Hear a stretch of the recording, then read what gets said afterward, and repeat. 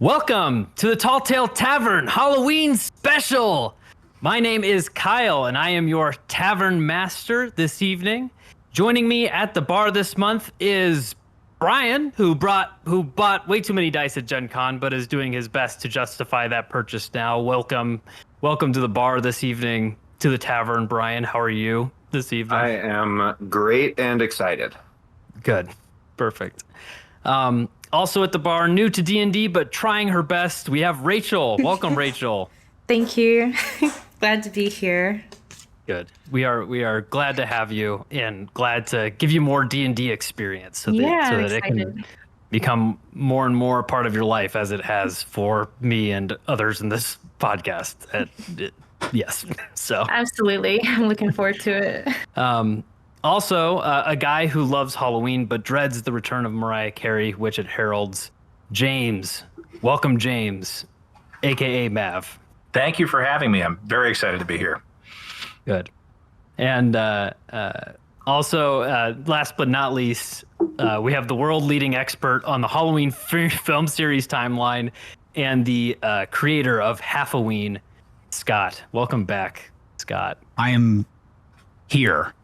No, I'm very excited to be here, Kyle. It's Halloween. It's my favorite time of year, and that's why I didn't give you a mean intro, because this time you get a trick. You get a treat. You don't get a trick. You get a treat today. Look at this guy. Well, thank you. I appreciate it. You know, it'd be a great present next year is if you did like a multiverse Halloween movie or Halloween one shot that was all the Halloween movies together. Okay. But I guess it would be a multiverse because there are different timelines. No, absolutely it would be. I won't start that conversation. You don't want to jump in? I can talk about all 4 or 5 of them if you want. I mean, see, I just wanted to know what Half-a-Ween is. Well, Half-a-Ween is, of course, the halfway point between like 180 whatever days after Halloween.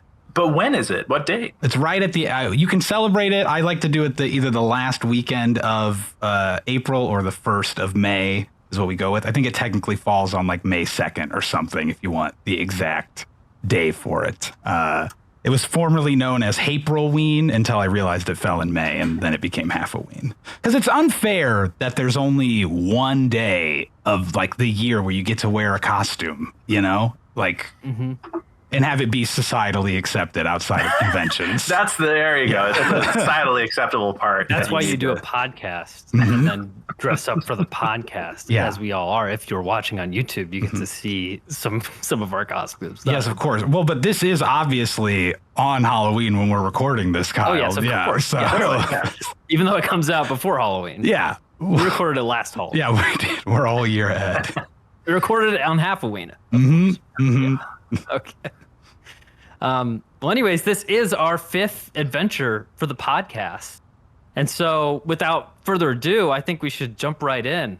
And so in the heart of America, in a small town in Indiana, along a somewhat busy downtown street, squeezed between a Jimmy John's and a lawyer's office, like an old dusty book forgotten amidst the others on the shelf, rests the earthly franchise of the Tall Tale Tavern. A place of truth and of lies. Grab a drink of any size and listen to the wisdom of the wise in a place where the Kindle never dims. This is where we find ourselves tonight, sitting around a worn wooden table with the smell of MacBooks and macchiatos in the air. The sense of pumpkin spice fills the air. The front door opens like the flipping of a digital page. And the brisk autumn wind rushes in and hits the flannel sleeves and crocheted beanies of the patrons. And through the gust of wind and autumn leaves as they bustle in, enters a millennial woman wearing a flannel jacket over a white vintage Rugrats t-shirt. She sits down at the bar and orders a pumpkin spice espresso with a shot of Bailey's. And she turns to the patrons of this tavern/coffee shop. You know, everyone loves Halloween. Dressing up as monsters, fiends, and demons. All for a little candy. But me, I stay clear. Ever since I was a kid. Ever since everyone moved out of my hometown of Salem Heights, Missouri. Ever since the monsters came to life. And thus begins the Monster Bash. Roll the intro.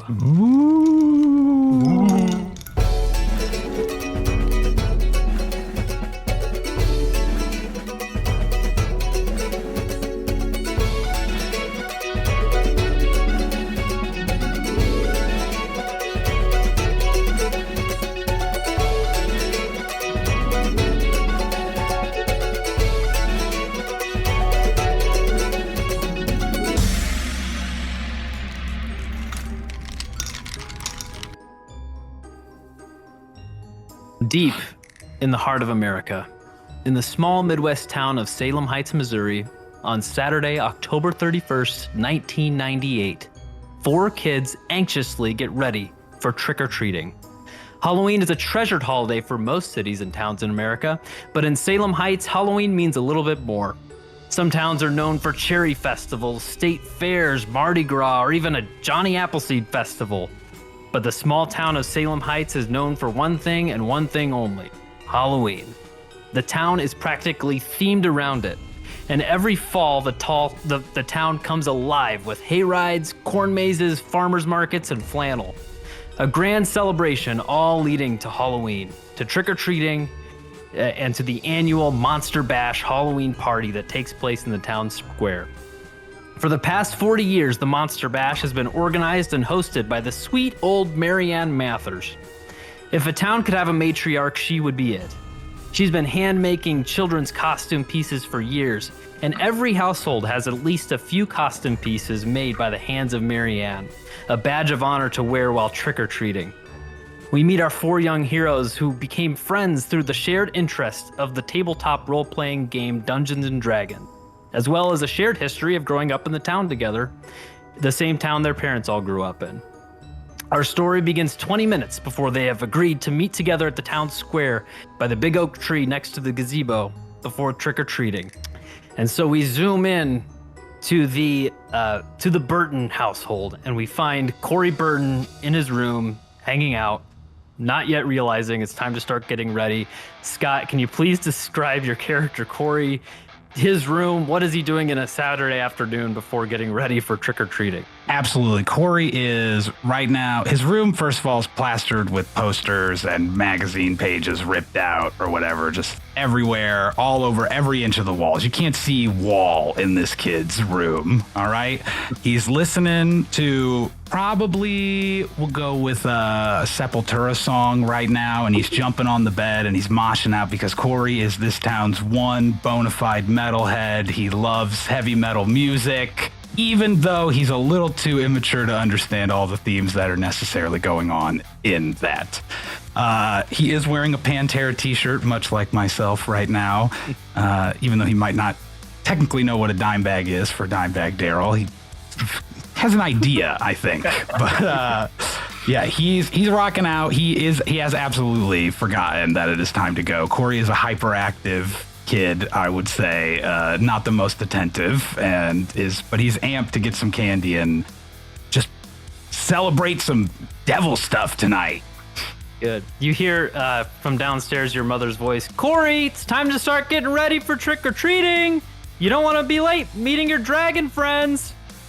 Nice, good call, Mom. Yeah, shit. And I start running around the room. He grabs a little devil bow tie. He grabs some devil horns that he has on the wall, and he just cranks up his song real quick because it's at the best part of the song. And then when that finishes, he takes the CD out, puts it in his little 10 CD holder pouch that he keeps on his side next to his Discman, and then heads out the door, I guess, to go downstairs. Good. Yeah, he goes downstairs, and you see your accountant father sitting at the dining room table, white button-down shirt, pocket protector, thick rim glasses, and he's balancing a checkbook in front of him. Hey, bud, excited to see your friends tonight? You guys gonna be trick-or-treating or playing your math game you like to play? For the millionth time, it's not a math game, Dad. It's an awesome monster game that just happens to have some lame math in it. But no, we are going trick-or-treating, obviously. We got to get the candy. All right. It's just, math's good. Math's great. Can earn you a good living. And, what do you mean? I'm not going to need that. I'm going to be a rock star. Who needs math? He like kind of shrugs and keeps going, and your mom sets a sandwich in front of you.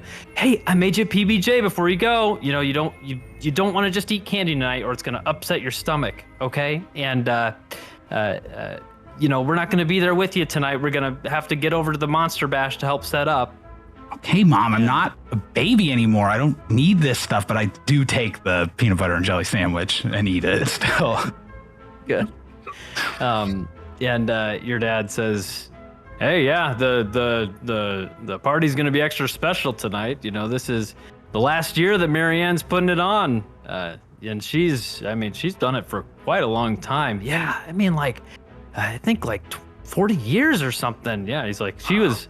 I mean, we went to school with her daughter, Lucy. Do you remember?" And then your mom kind of like gets a kind of funny look, and she's like, "Yeah, I remember her daughter." So anyways, your father is going to be at the tech booth. I'm going to be at the apple cider station. You may not recognize us though, as we will be in costume, but I can't tell you what it is. It's a secret. So I'm so proud of you, my little rocker. And she like kind of ruffles your hair a little bit, and then says, "We'll see you. We'll see you at the party tonight." And kind of cool, but you know, you don't have to talk to me. It's cool. You know, if you see me. No, we'll just wave. We'll just like, you know. All right, cool. Thanks, Mom. I give her a kiss on the cheek before I leave. Oh, good. Sweet kid. Yes. We go to the newly mixed families of the Sackler Blads in Mansfield House as they are finishing up their spaghetti dinner tonight. And Wanda, you are standing in your costume while your mom, Teresa, who is dressed as a mad scientist, puts the finishing touches on your costume. What is tell me about Wanda and kind of what is she dressed up as? What's her vibe? And we'll go from there. So Wanda is very inspired by her mother, so she's a little bit of a science, like biology freak, and vampire enthusiast. So for her costume, she took inspiration from like Thorn from Scooby-Doo, because she's just all about that creepy horror story, you know, vibe that Scooby-Doo gives. But I'd like to think, as you know, her mom, as the finishing touches, she kind of just like twirls the dress and like looks at her mom with one finger pointed, like, "I put a spell on you." Okay, that's awesome. And your mom loves it, and she says, "All right, I got your fangs here," and she's like, "I got your fangs I picked up from Marianne's shop." He kind of does little like vampire like hiss. Good. Your mom's like loving it. You know, she's all about it. She's like, "I made something special in the science lab for you. It's a thermoplastic denture adhesive, and it's going to keep your fangs in place all night. You should be able to even eat candy with them on." And so she like puts them in your mouth and like presses in. You kind of feel the goopiness, like maybe a little too much goop in the fangs, kind of like spill over onto your gums a little bit. She hates the way that it feels, but I like to imagine it's kind of hard for her to talk with the teeth, but she's just like, "Oh my gosh, Mom, you're so, like, this is the best. You're so smart." And this is the kind of a mixed family, and so this is your mother, who has recently married Billy Mansfield, and Billy, your new stepfather, kind of rounds the corner, and he's got like a tray of garlic bread, and he says, "Hey, the garlic bread's ready." And your mom just like clutches you and says, "No, Wanda, stay away from the garlic." And she she's like dramatically falling back into her mom, like, "Oh, Mom, save me, my precious vampire. Don't let it touch me, please. I can't even smell it." Your mom says, "Now I'm manning the fog machine tonight, so I won't be able to take you around trick-or-treating." And Theodore, you are in at dinner as well. And she looks to you and she says, "Theodore, I was going to ask you, would you be able to go trick-or-treating tonight with your stepsister and her friends? I know you guys have all been playing that game your father likes to play." Theodore what's Theodore's vibe? How's he feeling? Tell me about Theodore. So there's a little bit of a sullen look that Theo gives to his new stepmom, and he goes, "It's Theo. You don't have to use my whole name." And he's kind of like moving food around his plate, not really eating a lot. And you can see he's feeling kind of like, he feels like kind of on the outs. He's not feeling the Halloween vibe. He's not, he kind of looks at his dad like, do I really have to? I was just going to stay here. Am I too old for this? I mean, it's just candy, and like I can just go buy candy at the store. He's like, son, I mean, it's Halloween, you can get into it. I mean, were you planning? Did you have a costume, picked out, and he looks at you, you guys play D&D, or you have learned D&D from him. He's like, you could even just, go as a mimic, and he like sticks out his tongue like, ah, like at you. So Theo kind of suppresses, like, it's like funny, but he's too cool, so he can't laugh. So he kind of suppresses it, but then like a cast of kind of a little sadness comes over his face, and he goes, well, I was gonna go with my friends, from last year, but they're all doing something. They're going to some like middle school dance thing, and I'm not allowed to go because I'm only in 6th grade. So like I didn't have any plans. I was just gonna stay here. So I don't have a costume. But if I have to go, I mean, maybe I could like, and he kind of looks around, like realizing it's super last minute. He's like, he hasn't even thought of like doing a costume, and he sees a burlap bag, like a grocery bag. And he goes, I could just like put this on my head and go as a ghost. And like, before anybody tells him not to, like, no, don't cut holes in that burlap bag we use for groceries. He like grabs scissors and like cuts 2 holes in it and puts it on his head. And he goes, is this okay? Like, I could go, I guess. Yeah. Your dad like that's great, son. And Teresa's like gives you a couple like really enthusiastic thumbs up and just says, thank you. I know it's not what you're doing, but I just want to make sure everybody's safe, and you're a little bit older, and I think that this will be great. And so as you were cutting holes in that bag that you're putting over your head, you did choose the side that didn't have any print on it, because the other side had a Marianne's costume store like print on the back, and it was the bag that Teresa had kind of gotten some of the costume supplies for Wanda. And so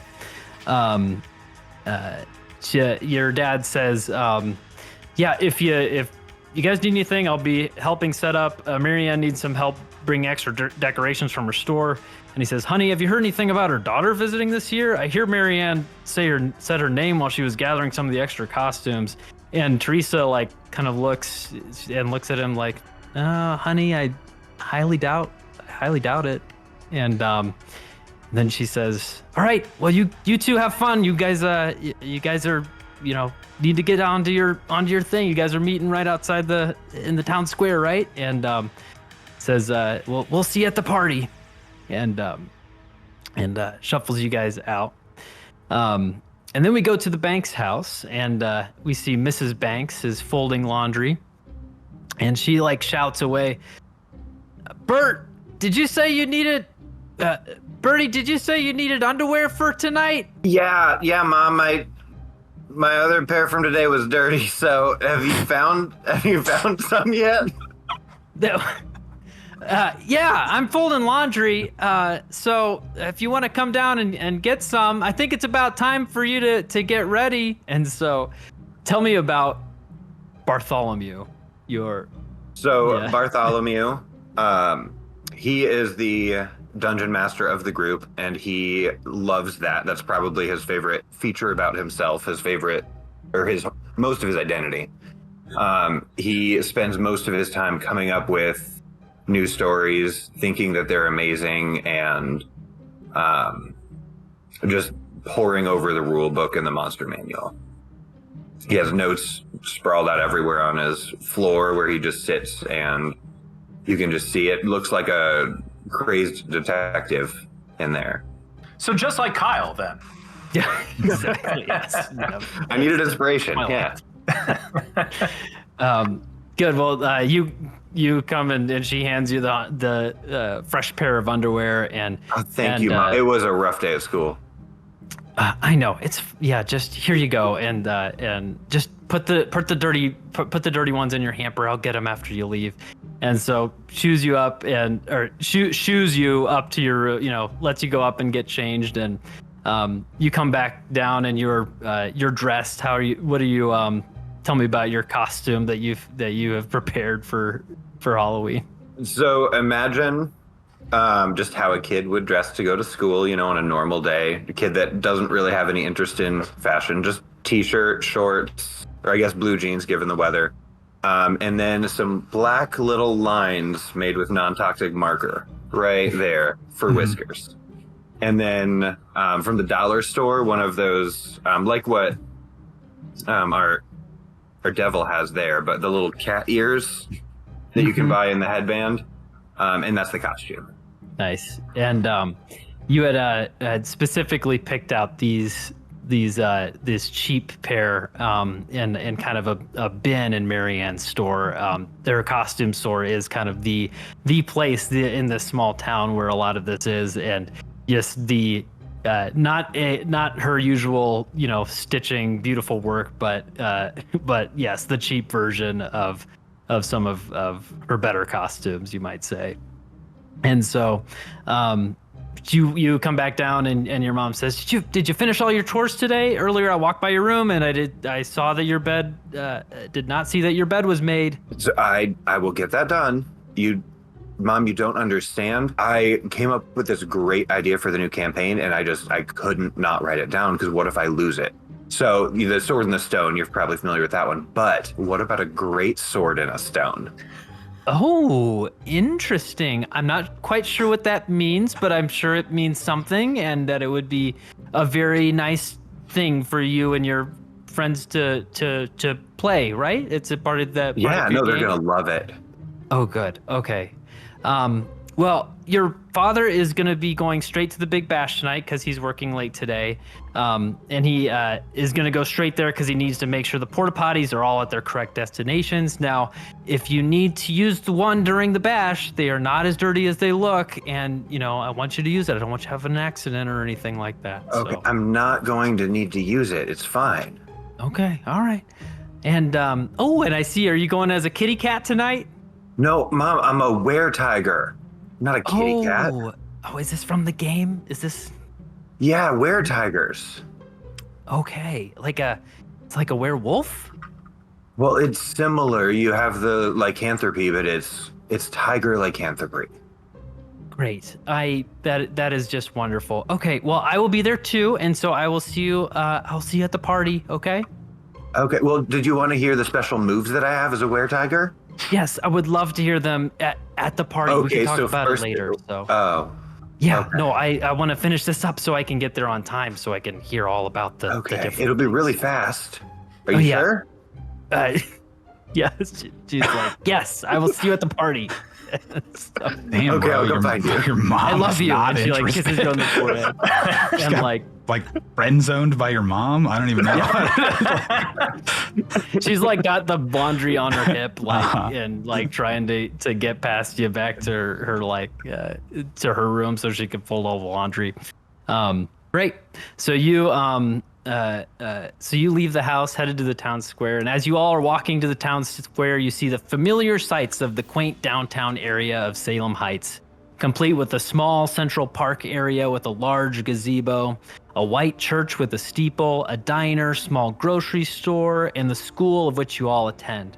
A flurry of activity is around as the streets have all been closed in preparation for the annual Monster Bash celebration.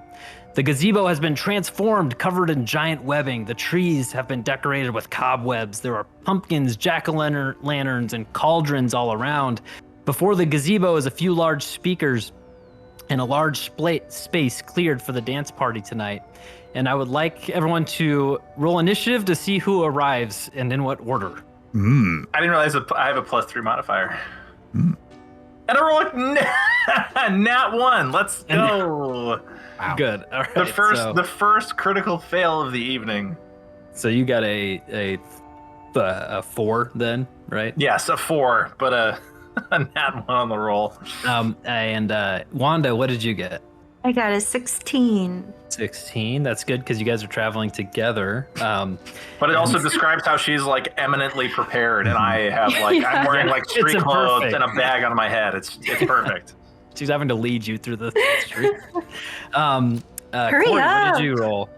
Corey rolled a 19 against all odds here, so I can only assume Corey like headed out the door and put on like fucking like Metallica's the Whiplash or Ride the Lightning or something to just got him amped, and he just started running. Sprinted. Yeah, down the street. Like, And Bartholomew, what was your roll? Bartholomew got a 14. A 14. Okay. So so Corey, you're jamming out, you're walking, and you're so you have headphones in right now? oh yeah. Okay. So you walk past a church, and you walk past that white steeple church. You see a group of well-dressed women with like short haircuts. They're all handing out flyers, and you kind of like absentmindedly kind of grab one and look at it, and it just says "dangerous game" at the top, and it shows like a devil picture, very similar to what you look like, but you recognize it as a Dungeons and Dragons thing, and you can hear. You can see someone with like a kind of like a megaphone, kind of like talking. One of them, like a man in the group of all this women, like holding a megaphone and kind of like talking. And so, do you take your earphones off? Do you care at all? No, I look at the picture and I'm like, oh, I point at it like as I'm walking by, like that's so metal, and I give him like a devil rock thing, and I just walk by. Like, And not then even the noticing. guy holding the megaphone like drops his mic for a second, and then you see him like take out his like chain with his like his like cross on it, and like kind of like point at you and kind of like yell at you, Yeah. a little bit as you're like kind of walking away, but you got your headphones in. Oh yeah, I'm just rocking out. I don't even care. I'm running late too. You know, who has time to stop and chat with this guy? I think I'm running late. Apparently, I'm gonna be the first one there. Yeah. Excellent. So you arrive at in front of the gazebo, kind of waiting for others to arrive, and we will go with the initiative for for Wanda, who was leading Theodore through the bag. She was able to get you there second. And Theodore and Wanda, you walk by Bill's Bakery, and you can see him in the window preparing trays and trays of cupcakes, where the white frosting is like up on the cupcake, and there's chocolate chips in it that make it just look like a ghost, like with two eyes and an open mouth. And there are sugar cookies in the shapes of like pumpkins and like pumpkin pies. And next to the bakery is Marianne's costumes, just a simple storefront, and you can see her through the window, kind of like gathering some costumes and decorations. The old woman Marianne that you are familiar with. You have seen her around the town before, and you walk past there, and you join Corey. And so you walk up, you see Corey kind of standing with his headphones in. I'd like to correct what Corey's doing. Corey has one shoe off, and he's using a lighter to do that thing where you light your sock, and it burns the fibers on your sock, and it makes like the fire go all the way down your foot or whatever, but it doesn't burn you. You just got to barely touch the sock. I used to do it all the time when I was a kid. Just personal experience going into the background of this character. Yes. So he's doing that. How do you guys greet? How would you guys greet him as you walk up? Well, I'm following my now stepsister, so I have very little vision, but I can hear the like of the lighter, and I kind of like look where I think is Wanda's direction, and I go, is he doing the thing again with the sock? Wanda's just like, he's doing it again, and I'd like for her to walk up to Corey, and she just taps him like on the shoulder. Whoa. She's just like, hello. Oh, you're here, Wanda. What's up? Oh my gosh. I love this look. You should wear it more often. This is much better than what you normally wear. Thank you. She just awkwardly like peers in the direction of Theo. Who's the I don't know. Who's that? The baghead. And So hearing himself referred to, Theo turns like where he thinks is the direction, but like his hearing isn't great under the bag either. So he's kind of like looking like 45 degrees off, like not really toward them, but kind of it's like, it's Theo, man. Who else would know that you constantly try to set your sock on fire? I see you from my house all the time. Well, okay, dude. Note the headphones. I did not hear you were here before, but awesome that you are. What's up, Theo? You're coming trick-or-treating. Yes, we are gonna get so much candy, and I brought some firecrackers too. We can throw them at not at other people, but like in the road. It'll be cool. Dad kind of made him come. And Theo then remembers he's supposed to be too cool for this. He's like, yeah, my new stepmom, Teresa or whatever, she made me. Oh, I love Teresa. Wanda. Teresa rules. Teresa's metal. You can like. Wanda's Teresa. just like shaking her head. You can like Teresa. I don't. Whatever, man. Bartholomew. Oh, go ahead. I was just going to say, Wanda like kind of just leans over and whispers to Corey, he'll never admit it, but he wants to be here. Who wouldn't? Dude, hey, where's Barty the Smarty? Come on.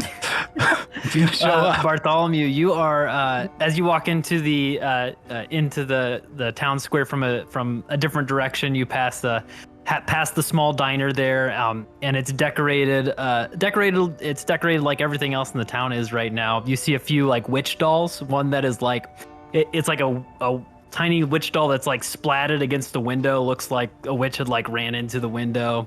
A few other small witches that are just kind of like on the columns of this small diner.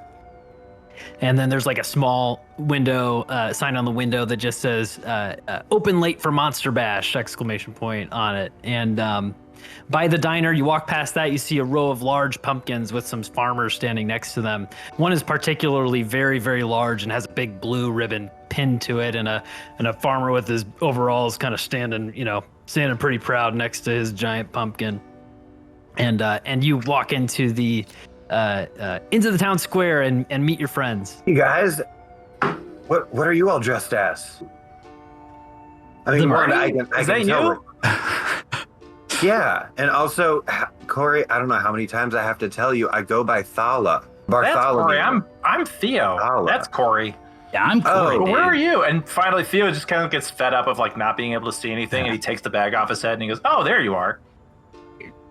I think the better question, dude, is what are you supposed to be? I thought we were going as like monsters. You're like a pussycat or something. I don't know.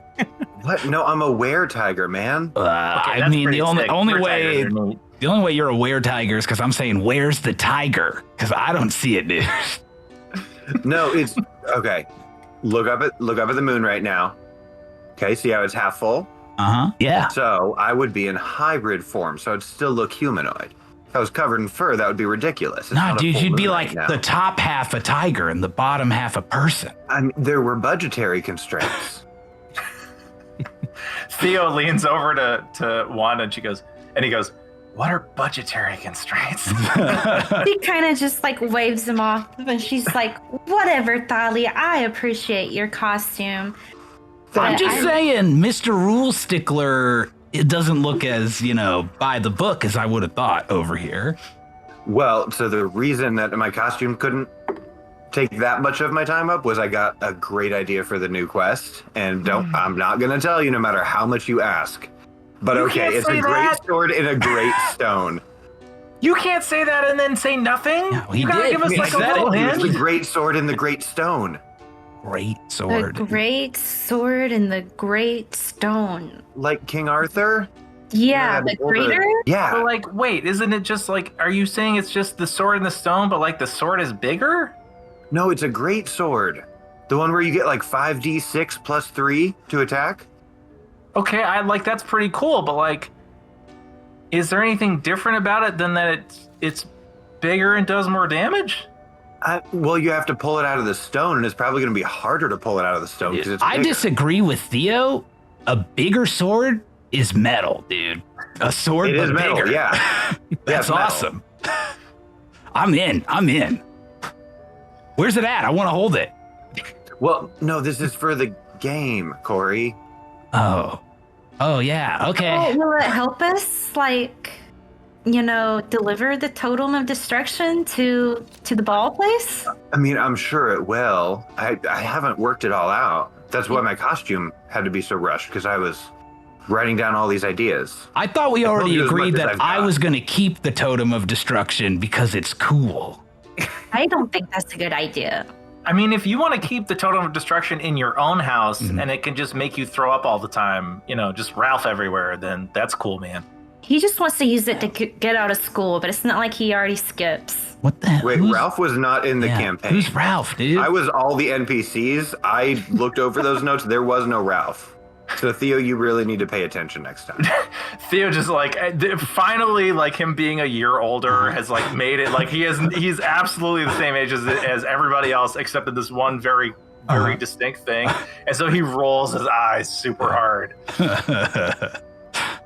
I get it, dude. It's hard to pay attention. Theo, I understand. So you guys are kind of seeing as you see the kind of town, lots of kids moving to go start trick or treating, and you guys are feeling kind of ready to go, ready to start your night to get as much candy as possible. And so that you have about 2 hours of trick or treating before the Monster Bash starts, and there are 8 streets in town that are heavy with houses, and that they will be the streets that you should probably go down. And so first, I want everybody to make a history check to see what you remember from last year on which streets are the good streets. Okay, dudes, before we even start, I have an awesome idea, okay? First, we hit up all the houses on the right side of the street because we're right-handed, so we can get through those faster. So wait, you turn right faster than you would turn left when you're walking? Because when I'm looking at the Because map, you're right? I'm looking at the map of the street, and the ones on the right, I can get with my right hand, it'll be better that way. You have to go up to the house. You can't, your arm's not 30 feet long. I don't think you're right about this. But would that not count for every street if you were reaching with your right hand on the right side of the street? But then when we walk back, we're still on the right. So we could just grab the house. Everything's on the right if we start with the ones on the right, and then we turn around and we get the other ones. No, Corey, no one's arguing whether they're on the right. We're arguing whether it helps. Theo cuts through all of it and goes, no, stop. I'm the oldest. I get to say where we're going, and that's a dumb idea. Boss? Corey. This guy's You have to go up to the house with both hands to get candy. You have to hold the bag with one hand. You got to use the other hand to get the candy. So it doesn't matter if it's right or left. We're going to this street. Well, Because I think I rolled the highest in history. Okay, so let's go through the history checks. So so Corey, what did you roll for your history? The most hardcore number possible, 6, baby. A 6. Okay, Theodore? 14. 14. Wanda? 17. 17. shit. And Bartholomew? I got an 18 there. 18. I remember Okay. where the full-size candy bars are, guys. Yeah. Okay, Why are we cool. listening to this guy who doesn't even want to come? Barty the smarty here is going to know how to get the candy. So I'm actually going to pull out my notes from last Corey- year. He made notes.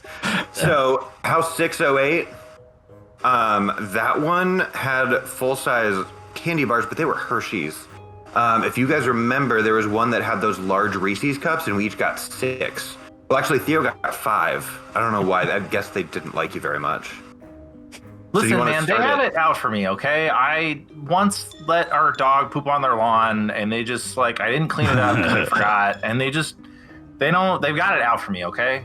You guys, how about if we go to the house? That's a good idea. We should go to that house, but, maybe I stand on the sidewalk and, you guys just get candy for me. Yeah. Oh, dude, Theo, I just got the best idea. What if you cover your face? Oh, that's right. what's he going to And he, use? Pulls the bag back down his face. Bag. He's like, oh, yeah. I got another idea. We get some more dog crap and we put it in that bag and we light it on fire and we put it on their step. Wait, the bag on Theo's head? Yeah, we'll take it off, dude. We don't want to I set need him my on fire. It's costume, not man. I safe. can't just walk up to houses without a costume. I think some ideas just shouldn't be vocalized. So, okay, so we'll go through these Censorship's history not rolls metal. because they do mean something. So, Corey, you rolled a 6. Unfortunately, you are thinking so hard, and it just fits perfectly that you don't remember anything. Theodore, you remember one street. So go ahead and roll a d8, and that'll be the street that you remember. Okay. 3. And Wanda, so both Wanda and Bartholomew, you will remember 2 streets. So roll a d8 twice, and then give me what those numbers are. So Wanda, roll a d8 2 times, and give me what both of those numbers are. So that's the 5 for the first one. Okay. Okay. Cool. So you got a 5 and a 2. Is that what you said? Mm-hmm. Okay, cool. And then Bartholomew, you get 2 rolls as well. So I had a 3 and a 7. We got pretty good coverage. We got a good spread. We only have one double up there. So Theodore and Bartholomew, you both remember Dracula Drive, and that was a bad street to go down. Okay. You, Wanda, you That place bites. remember that you remember Addams Cove, and it was okay. And then you remember Spook Street, which was bad. And then Bartholomew, you also remember Fleet Street, which was good. And so you guys have a good and an okay, and then a couple bads. Dude, I hate Fleet Street. what was My the mom's okay? always trying to make me get a haircut there, but the barber's a weirdo. What was it? Nice reference. Mhm. What was the okay one? The Addams okay was Cove. Addams Cove. Adams. Okay. AC And so we've got okay. 4 streets unaccounted for. Yep. And so the ones that you have that are unaccounted for are Loomis Lane, Wow. Elm Street, Wow. Voorhees Run, Dracula Drive. I thought we knew You said we Dracula know was Dracula bad. Drive is Oh, bad. you do? Okay. Did you know Spook Street? Spook Yeah, Street was Spook bad Street as was bad. well. Oh, as okay. well. And then Midnight Court. There you go. So for the remaining ones, you kind of have to just guess Okay. on which ones you want to go to. Elm and Midnight. Okay. Well, so you said And I'll give you the Theo- range. I'll give you the range as well. There are total. There is 1 street that's the best. There's 2 good streets. There's 2 okay streets. There's 2 bad streets, and there's 1 the worst street. So well, we identified Okay, two so in bad this ones. group of 4, there is a worst street and a best street. Of the ones And that also we, an okay and a good. yeah. I feel Well, like we should I hit think up Fleet first because and you'll be able to it's pick good. 4 of these. So Okay, so we can hit 4 streets total. yep, you can have 4 streets. All right. Well, then we know to avoid Dracula and Spook for sure. We should take Fleet and AC because no matter what, we are going to get an okay one in our mix at best, right? Like, Yeah. might as well take the safe bet. And We then- also know that the we want best to do is one Fleet of the and then 4. Adams and then roll the dice on 2 of them. Yeah. So which one of these do we think Kyle would think was the worst? That's the question with these names. Would he Assuming troll he me and planned make it. Loomis the worst? The Halloween reference? Would he do it? Assuming he So- planned it and he didn't just do it randomly. I know. I don't know. I know him pretty well. How do you guys feel about hitting up Fleet Street and then 3 of the ones that we can't remember? Because I know one of them has some really good stuff, and there's You only don't want one to miss bad the one best that one. makes. You want to have a good shot at the best. I street. want to do what we can to get the best one, but I also don't want to miss Fleet Street. Fleet is definitely on the list. We're definitely doing Fleet. I don't know. I feel like it's a risk that we hit up I don't know. What if we get the worst one though in our mix when we do if we do 3? I mean, that would be bad, Yeah. obviously. I would be, but we have an okay, which is like guaranteed okay. But you know what? But of the unknowns, Risk taking there's- is metal, so I would absolutely. Corey's in favor of going for the Okay. random ones. Theo is starting to get into it. He's like, actually, now that he's here, he's like, you know what? Like, let's roll the dice. Let's do it. Let's do Yeah. You got Let's Elm do 3 Street. unknown. Make this Let's do got the decision, all the candy will be gone. She's right. There. Okay, so you got So- Fleet Street. So let's go, and I just start running toward Fleet Street. Is that what we're doing? Okay. Wait, hold on, and I'm gonna hold out my set of dice because Theo said let's roll, and I thought he literally meant it. So I'm just standing there with my little. Dude, Theo, don't get him Are we to not pull the rolling? dice out. Do not. Theo, who can he cannot see well, but can Yeah. see well enough to see where Bart is, just like, come on, man. It just kind of like moves him along, like Come on, dude. metaphorically. So would you guys like to choose them all now, or would you like to kind of? You can go as you go, but it may be easier if you want to choose them all now. fair. And then if you wanted to switch it, you could, I suppose, if you like definitely hit, the bad one already or something. I vote that we take Elm Street because when I was visiting my Uncle Dave most recently, he let me watch half of Nightmare on Elm Street 3, The Dream Warriors, and it was the best movie I've ever seen in my life. And we should I have go a there. weird feeling about Elm Street for some reason. I just can't put my finger on it, but maybe it's my intuition. You don't be scared. Like, Freddy's not real. And even if he was, like, he's not metal. Freddy's kind of a bitch. Like, don't worry. So, Theo, Wanda, gasp. gasp. At this, don't be afraid. Theo kind of steps, almost before he can, control himself, steps half in front of Wanda and goes, she's not scared. And, lets it marinate for a second and then, realizes what he's done and is like, I don't think, whatever. She's fine. Mm-hmm. You know that meme of that girl sitting on the couch looking up awkwardly? That's kind of like Wanda is just looking up at Theo. Wait, who remembered Fleet Street? That was good? I think that was me. Okay, good. Then I think the rest of us should all just pick one. Barty the Smarty already picked a street. Everybody else just gets to pick one. Well, you already chose Elm. I did. You're right. We're going. Yes! Okay, fine. Addams Cove for the okay one. Well, there it is. We're not taking a rando. Ooh. And then what was the last one? Well, and Leo's looking at around at the streets and kind of is having to tug the bag over so he can see through one hole, and he's looking around and he goes, I don't know, man. Midnight seems like it's got a nice ring to it. Let's do midnight. Sick. Okay, great. So you go first to Fleet Street, and we'll go. Everybody gets a roll here, and everybody gets a D100. And so first, let's we'll kind of go in a random-ish order. Start with Bartholomew. So I got a 36. A 36.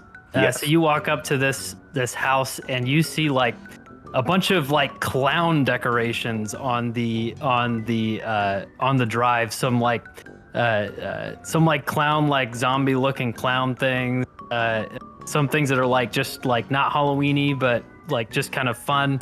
And you walk up and knock the door and say trick or treat, and they hand you a clown nose lollipop. And so you guys all get a big clown nose lollipop, and that's worth 2 candies. So go ahead and write down 2 candies. 2 candies. All right. Next, let's have Mav give me a roll. So just as an aside, while Theo takes the clown candies, he is very uncomfortable in the house of clowns. He's expecting any one of them to jump up and rush him at any point, and he skips down the sidewalk maybe a little faster than everybody else away from this house. But Theo rolls no, that's not what I wanted to roll. There we go. No, a 98. A 98. Whoa. So you you walk up to this house, and it's kind of themed like a bunch of ice, kind of like a wintry vibe, almost like they're going for a Christmas and July themed, and they hand out ice cube shaped candies, and it's they're kind of like these clear ice cubes, and they say, hey, it's good, they're sweet, and they hand them out to you, and they're in little packages, and those are worth 1 candy each. So you guys each these things candy. Definitely have poison in them. What is this? I'm sorry, Kyle, I missed how many we got. So just 1 candy each for those. Got it. And then you let's have Corey roll. 86. 86. You come up to a house and knock on the door. Not really a ton of decorations on the outside, but this man steps through, and he's dressed as a pirate. He says, "Ahoy, matey!" He says, why is the root beer always gone? And he hands you out those those root beer candy bottles. Yeah, the wax tops. Yeah, the wax tops. And he hands them to you, makes a reference that doesn't really make sense for a few more years because Pirates of the Caribbean is about it's like a decade away from that making sense. He's actually a writer. But he hands out 4 of those root beers, like root beer wax candies to each of you. Ooh. All And right. 4 each. Okay. Yeah. So Oh, I'll get. So on their way down the walk, Theo kind of leans over to Corey and he goes, "Are pirates metal?" Yeah, sometimes. I don't know, dude. Not that guy, though. But you know what? He did give us all a 4-pack of beer, and that's metal. Good. And then Wanda, give me a D100 roll. I got 92. 92. And so you walk up to a house that has a light on, and you kind of knock on the door, and somebody like opens the door and like kind of like their eyes get kind of big. It's like, oh shit, it's Halloween, Marv. And she like and she like reaches into her pocket and like takes out some like Burger King coupons and like is like, here you go, and like hands out. You each get like a Burger King coupon for like a. There's 2 Burger King coupons for like a buy one get one per, and then there's like a Frosty Junior there. And you're looking at the coupons, and you see that these are far out of date. These expired at least a year ago, and so not worth any candies to you guys here. Bummer. well, she had those in her clothing that she was wearing. She had them in her like pocket, like ready to go. When did she last wash that outfit? Wanda's just like, who chose this street again? Yeah, well, this one's Fleet Street, right? This is the good street. This is Barty the Smarty strikes again. No, this was the Midnight Court. Was it the Midnight? No, this is Right. No, Or this, no. we went Yeah, Fleet we went to Street. Fleet This was the first because good- that was our good one. Yeah. Wanda's like, oh, goodness gracious. She shoves the coupons in I her look at my bag. coupon. I'm like, oh, it's BK Kids Club, and I got IQ on mine, dude. IQ's the lamest one. You see, as you're like walking away from this house, you see this like little girl, and she's dressed up in this green like dinosaur suit. This like little 4-year-old girl, and she looks at you and she goes, "Reptar!" and like screams at, like kind of like growls at you guys. And she's dressed in like a Reptar costume from Rugrats. from Rugrats. And you turn around and see like the light on the house goes off, and you're kind of standing there as she's like, this kid's gonna go up to that door. Oh, well. Don't waste your time, little Reptar. That place sucks. So Theo kind of looks around and like sees that she's gonna go up there and is like, "Listen, they just told us they're all out, so like, you can have one of mine." And he takes one of his candies out and puts it in her little, like, pail or whatever, her bag. Look, Mom! And she holds it up, and like you see her parents are like right there, and they like wave and they like say thank you to you guys, and you guys continue on your way, and you approach a house at the end of this street, and this house is a large yard with tall trees, and across the span of the yard is a huge entanglement of ropes tied to trees, creating a massive ropes course that resembles a massive spider web. At the center of this webbing is a large fake spider and a plastic cauldron filled with candy bars. Miss Canary, your old kindergarten teacher, is standing before the web dressed as a fly. If you can get to the center without falling, you get a full-size candy bar. And there's a few kids like standing around the web watching, and the entertaining sight of kids kind of trying and succeeding and failing at this little ropes course. And you see Chaz Farley, one of the jocks in your class, and a few of the older boys in the school, which you know play on the football team, and they're all dressed in their football gear with some light makeup on. They kind of look like they're supposed to be like zombie football players. And so, would any of you like to attempt this spiderweb ropes course to get the big full-size candy bar? Dude, hell yes. Cool. I want to do it. Good. Who's going first? I feel like Corey would be running toward it, if I'm being honest. Just based on the promise of candy. So, yeah, I'm going, dude. I want in. Great. Good. What kind of check? So go ahead and as you get on this ropes course, you're kind of going and kind of trying to get your balance on the ropes course. Give me a acrobatics check. Damn it. Okay. We'll take it. I was really hoping for athletics. 15. 15. Yes, Yeah. you get your bearings and you go and you kind of go forward on the ropes course, and you get halfway and it kind of like does an upper tilt, and as you're kind of going in an upper tilt, you're having to use more of your strength this time. Give me a strength check. Okay, I throw on my Walkman, I put on some Primal Concrete Sledge by Pantera, and I rage. Just gonna really put it on the ears and crank the volume. That's my You said rage hit move. fast forward to get to the right Yes, side. all right. A couple times. Here we go And then then. rewind because you went one too far. Let's do this then. Let's make advantage check. Oh, thank God I did the advantage. Come on. Oh, yes. 21. 21. Yep, you make it all the way up to that cauldron. You grab out your king-size Hershey bar, and that is worth 5 candy for you. Yes. Seeing Corey succeed, Theo's like, I got this. So he takes the bag off his head and jumps into the rope course. Good. Give me the acrobatics check. Is that 18 or 13? I think it's 18. That's 18. 18. Good. You get halfway. You're starting to use more of your strength. Give me the athletics check. Here it comes. I don't know what a B is. That's a That's nat a nat 20. 20. Hey, nat 20. There we go. Yeah, you are wanting to, you're feeling the pressure a little bit because you're older than Corey, and you're wanting to absolutely make it happen, and you do. You scramble up that, you grab that Hershey bar, and no problem, and get down. And then Wanda, I give him like the devil horns when he did it. Like, yeah, you did it, I dude. rolled a little early, but I rolled a 2, and I kind of want to keep it. Okay, great. Wanda yeah. tripped on the way there? Yeah, so you get on the ropes course, and you do not, unfortunately, what shoes are you wearing? What shoes do you wear as a vampire? Just regular sneakers? Well, I was thinking like some black combat boots type. Oh, nice.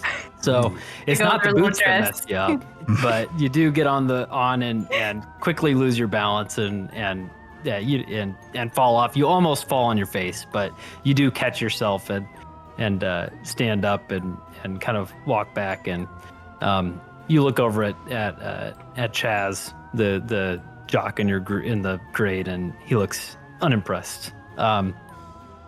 Theo is so busy like celebrating with Corey that like they got these big candy bars and made it through the ropes course that he doesn't notice this.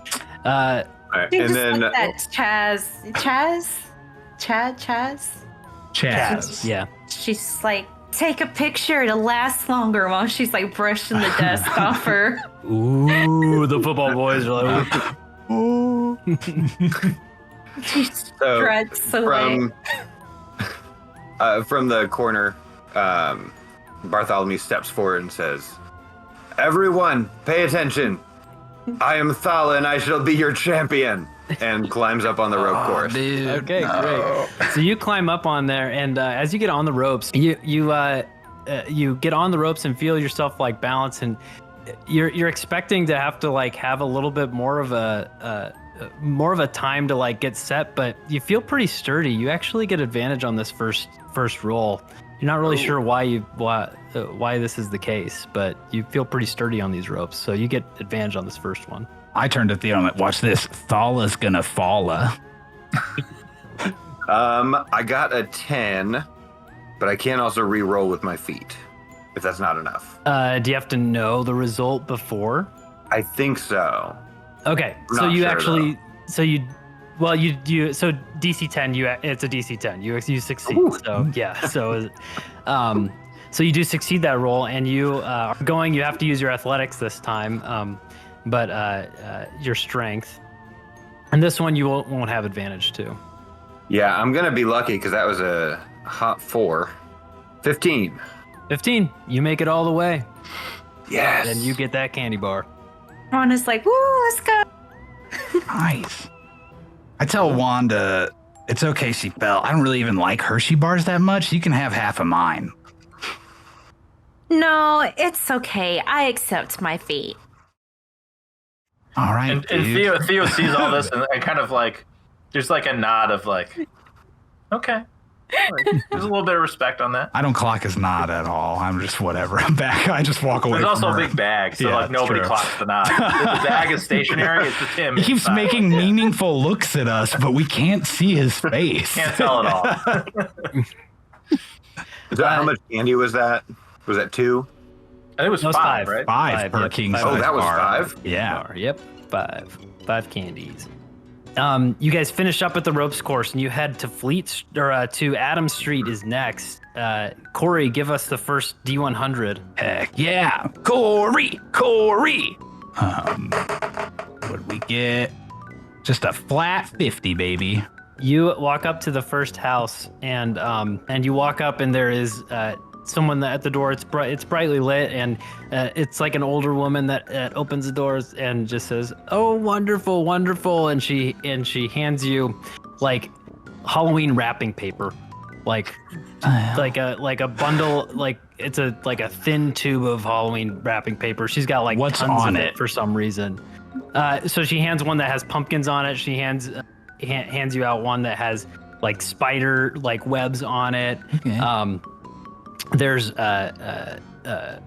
one with like candy corn on it, and then just one that is like webbing, just webbing all over it. All right. Well, dibs on the spiders. If I pick the house, I can use this at least like in my room, I guess, to fill in gaps on the wall. I don't know. So no candies on that roll. Wanda, go ahead and give me a D100. I'm gonna start throwing firecrackers at these crappy houses. 78. 78. You walk up to a house and there's like a space shuttle in the like a saucer, like an alien saucer sitting in their like yard. And you walk up and the door knock on the door opens and you hear like a woo, like alien noise and like an adult dressed up like with that classic like green alien like mask on comes in and doesn't say a word but drops handful of these like cosmic colored gummies. So like these little like purplish like space rock looking gummies, and that's gonna be worth 2 candies for you. All right. Wanda's like, ooh, and she does like the Mars attacks, like ack, ack, ack, like alien noise as she takes the candy. He holds up like the Spock like thing. Makes no sense, but that's what happens. I go from the Spock thing to the metal thing. Back at I'm doing the devil. Bartholomew, give me a D100. All right. Okay. 000 is 100, right? Mm-hmm. Not yeah. 0? Yeah, it's 100. Yeah. Okay. Yep. I did get that. I guess that was assumed. But yes, 100. Great.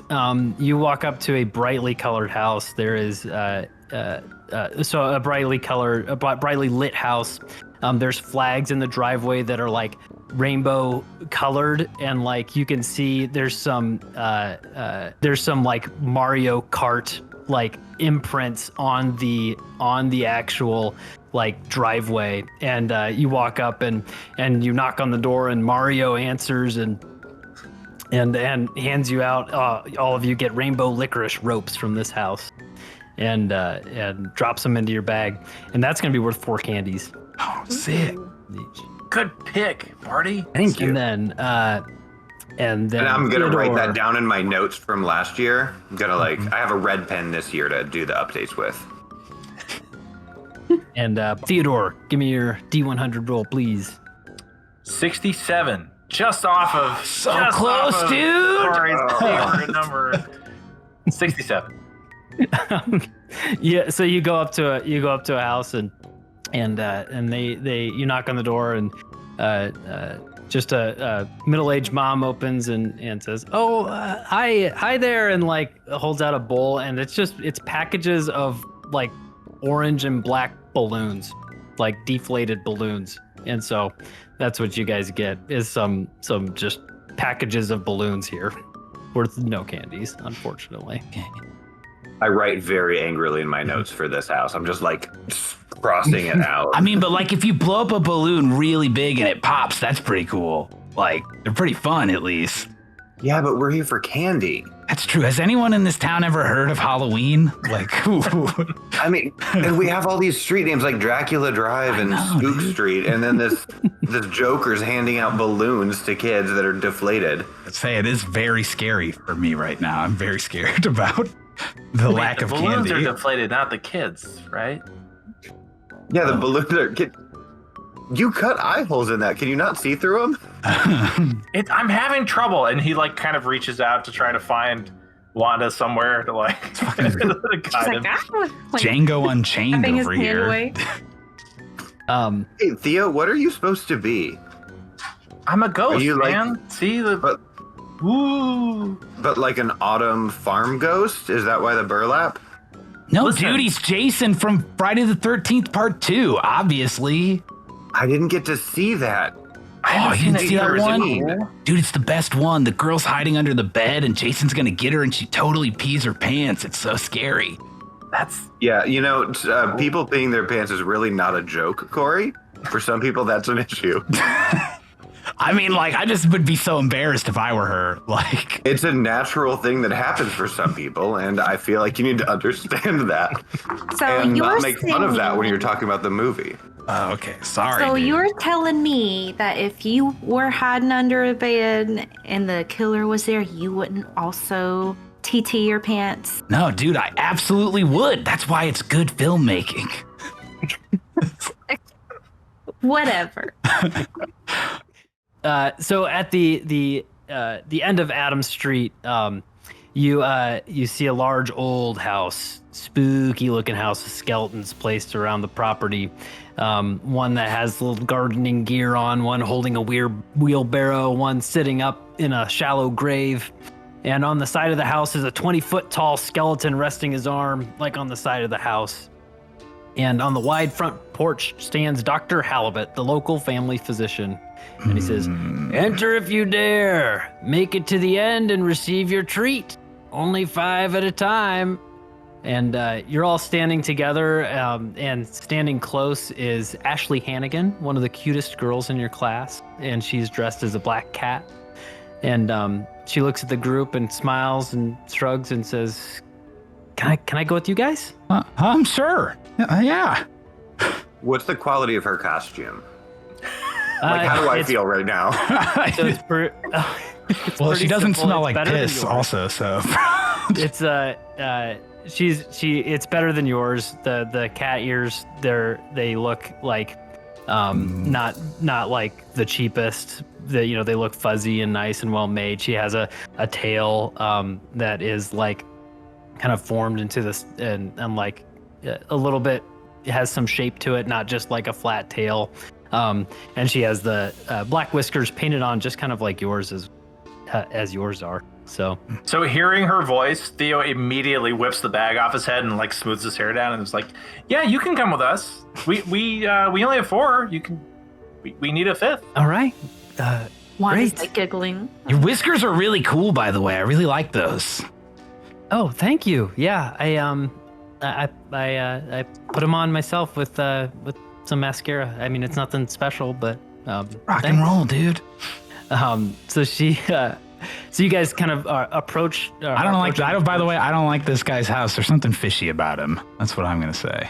You see on the Wait, on the I right cut out right back- there. What did you just say? I said there's something fishy about him because his name's Dr. Halibut. Dr. Halibut. Ah, you seemed ashamed that you had to repeat that. I really don't want to have to say it again. You should be.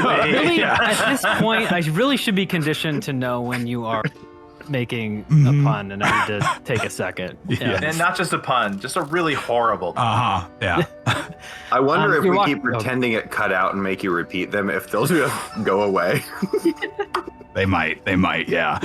You see a group of kids kind of run out like the back of the house from like the backyard to the right, and they're kind of running away, and they're all dressed up as Ninja Turtles, and they're like, "Oh man," and like "Cowabunga," and like "You were so scared," and like they keep going, and as you walk up to the door, Wanda, you like pause for a second because you feel like this overwhelming urge that you like can't go in until you ask him. Wanda's like, "May I come in?" And she's just standing there like awkwardly Oh, sure, yes, of course, yes. Go right on in. And so, She does a little like curtsy, like thank you. and so you go ahead and go inside the house, and as you enter, the front doors open. There's some fog billowing out, and you walk into the dimly lit foyer, and there's a large portrait of on the wall of an old man. And as you walk past the portrait, the eyes follow you, and the man gets older and turns into a skeleton. And there's a flash of light and a sound of thunder. Everyone make a wisdom saving throw. Ooh, wisdom. Oh gosh, this is gonna go poorly for me. All right. 15. Corey got a 9. What'd you guys get? I got a hot got 2. An 11. A 2, Bartholomew? Yeah. So, Bartholomew, you get so scared. Yeah, everyone else passes, but you get so scared. You bolt out of the house. You don't even keep going. So you're out. So you turn around and immediately leave. As soon as that thunder goes, you shriek and leave. And who got the highest roll there? Was that? I think it was I had a Theo. 15. 15? Yeah. So, Or wait, what did Wanda have again? Sorry. 11. Okay. 11. Yep. So you guys all passed. You were a little bit scared, but not so much. And Allison kind of, or not Allison Hannigan, Ashley, right? That's If it was Allison Hannigan. Well, now we're all thinking Allison Hannigan. I know. Her last name's Hannigan, but Yeah. there's a different. She happens to be a willowy redhead. We'll just, that's just part of the story now. So Ashley, I think is her name. Yeah. Yeah, you said Ashley before. Ashley Hannigan, kind of. I heard Allison the kind of first like time, I'll be grabs honest. grabs onto Theo, grabs onto your arm a little bit, and you guys continue on, and there is a narrow, dark hallway in front of you, and there's like static. So there's like from the walls of this corridor, there's like these like white hands, a bunch of white hands that are like sticking out from both sides. And so that's what you see. And as you walk through, some of those hands reach out and try to grab you. Everybody make a wisdom saving throw again. Come on. Oh no! Oh, Theo, no. I got a 1. I got a 2, but with a -1 modifier. I'm waiting outside for you. It's fine. Wanda got a 6. I got a 21. Corey is into this, I guess. Wanda, you got a 6? Yeah. Okay, Wanda, you are scared, but you are standing your ground. You're not running.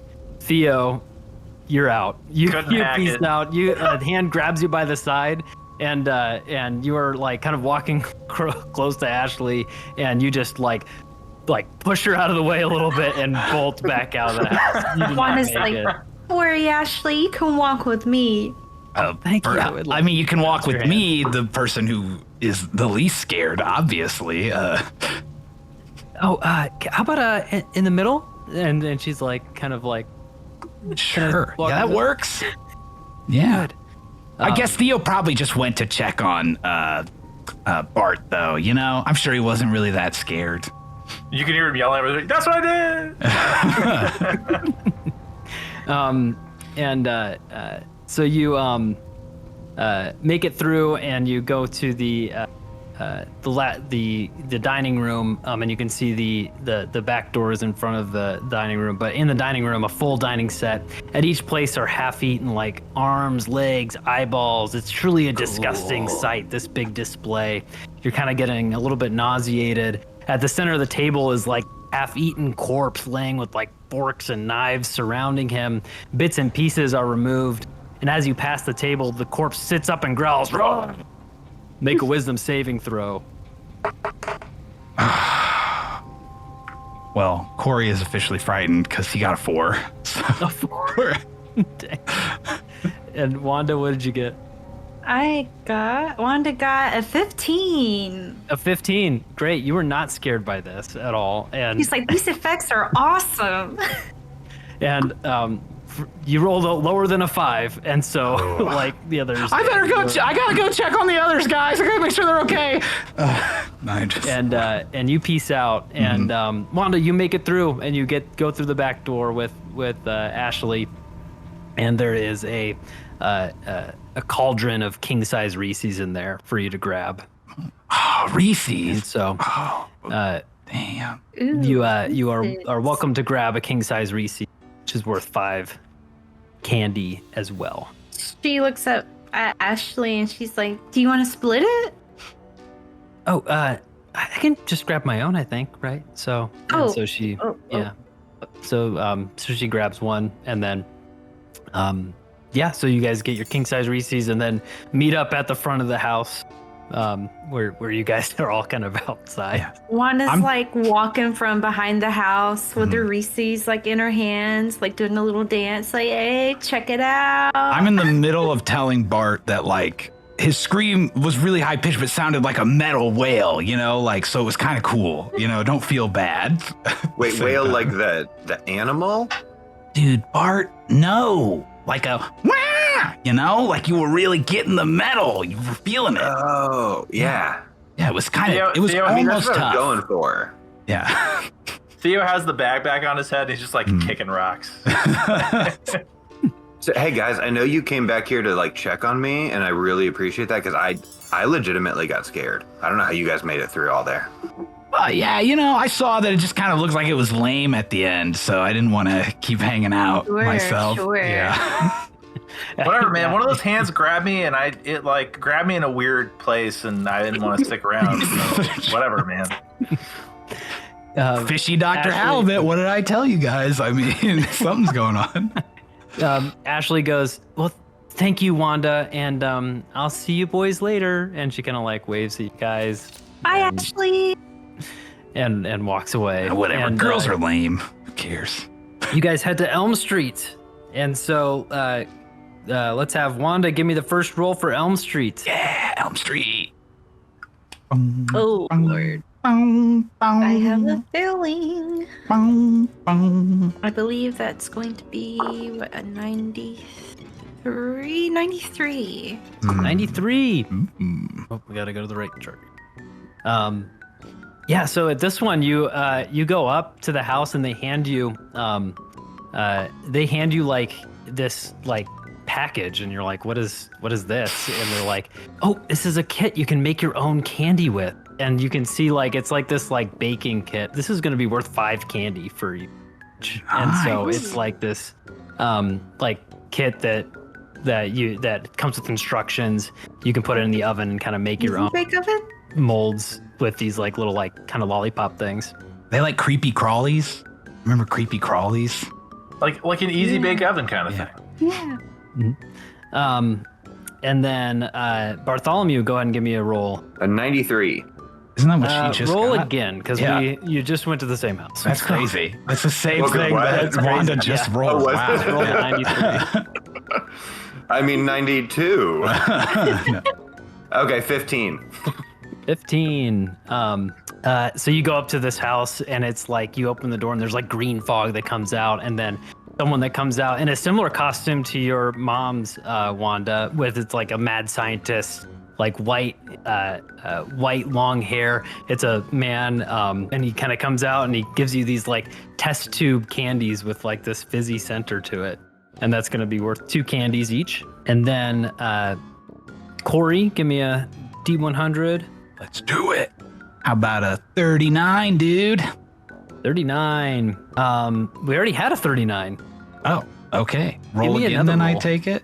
So this is a type of street we've been on before, is what I'm hearing. So it can't be the bad street, and he had to Weird, we've gotten switch 2. over. He's had to switch over to a different sheet from the one we were just on. So this is a good street that I picked. Something metagaming, something. Just saying, Corey rules. I got a 5. A 5. 5. Ooh, you knock at the door, and this like this tall, pointy hat wizard with this gray beard steps forward and he looks at and he recognizes the devil costume and kind of sees you guys vampires and like, "Oh, you guys play you guys don't happen to play Dungeons and Dragons, do you?" I'm a were-tiger. "Oh, were-tiger. Excellent. Yes, very good." And he's got some magic wand lollipops that are like a carved, like wooden looking, like Harry Potter wands, but they are made of candy. So they're like lollipops, like hard candy. So that's pretty cool. Nice, dude. And that's going to be worth 1 candy each for that. And then, Theodore, right? I think you're. I say when we're leaving, I'm like, thank you, Mr. Sorcerer. Yeah, thank you. Keep playing, kids. And as they're walking down the sidewalk, Theo leans over to Wanda and he's like, I thought my dad was the only old guy that played D&D. I know, right? Why doesn't your mom play? Not her thing, I guess. Maybe we can convince her sometime. Like, it would be fun, you know? Good idea. Okay. good. Give me a D100.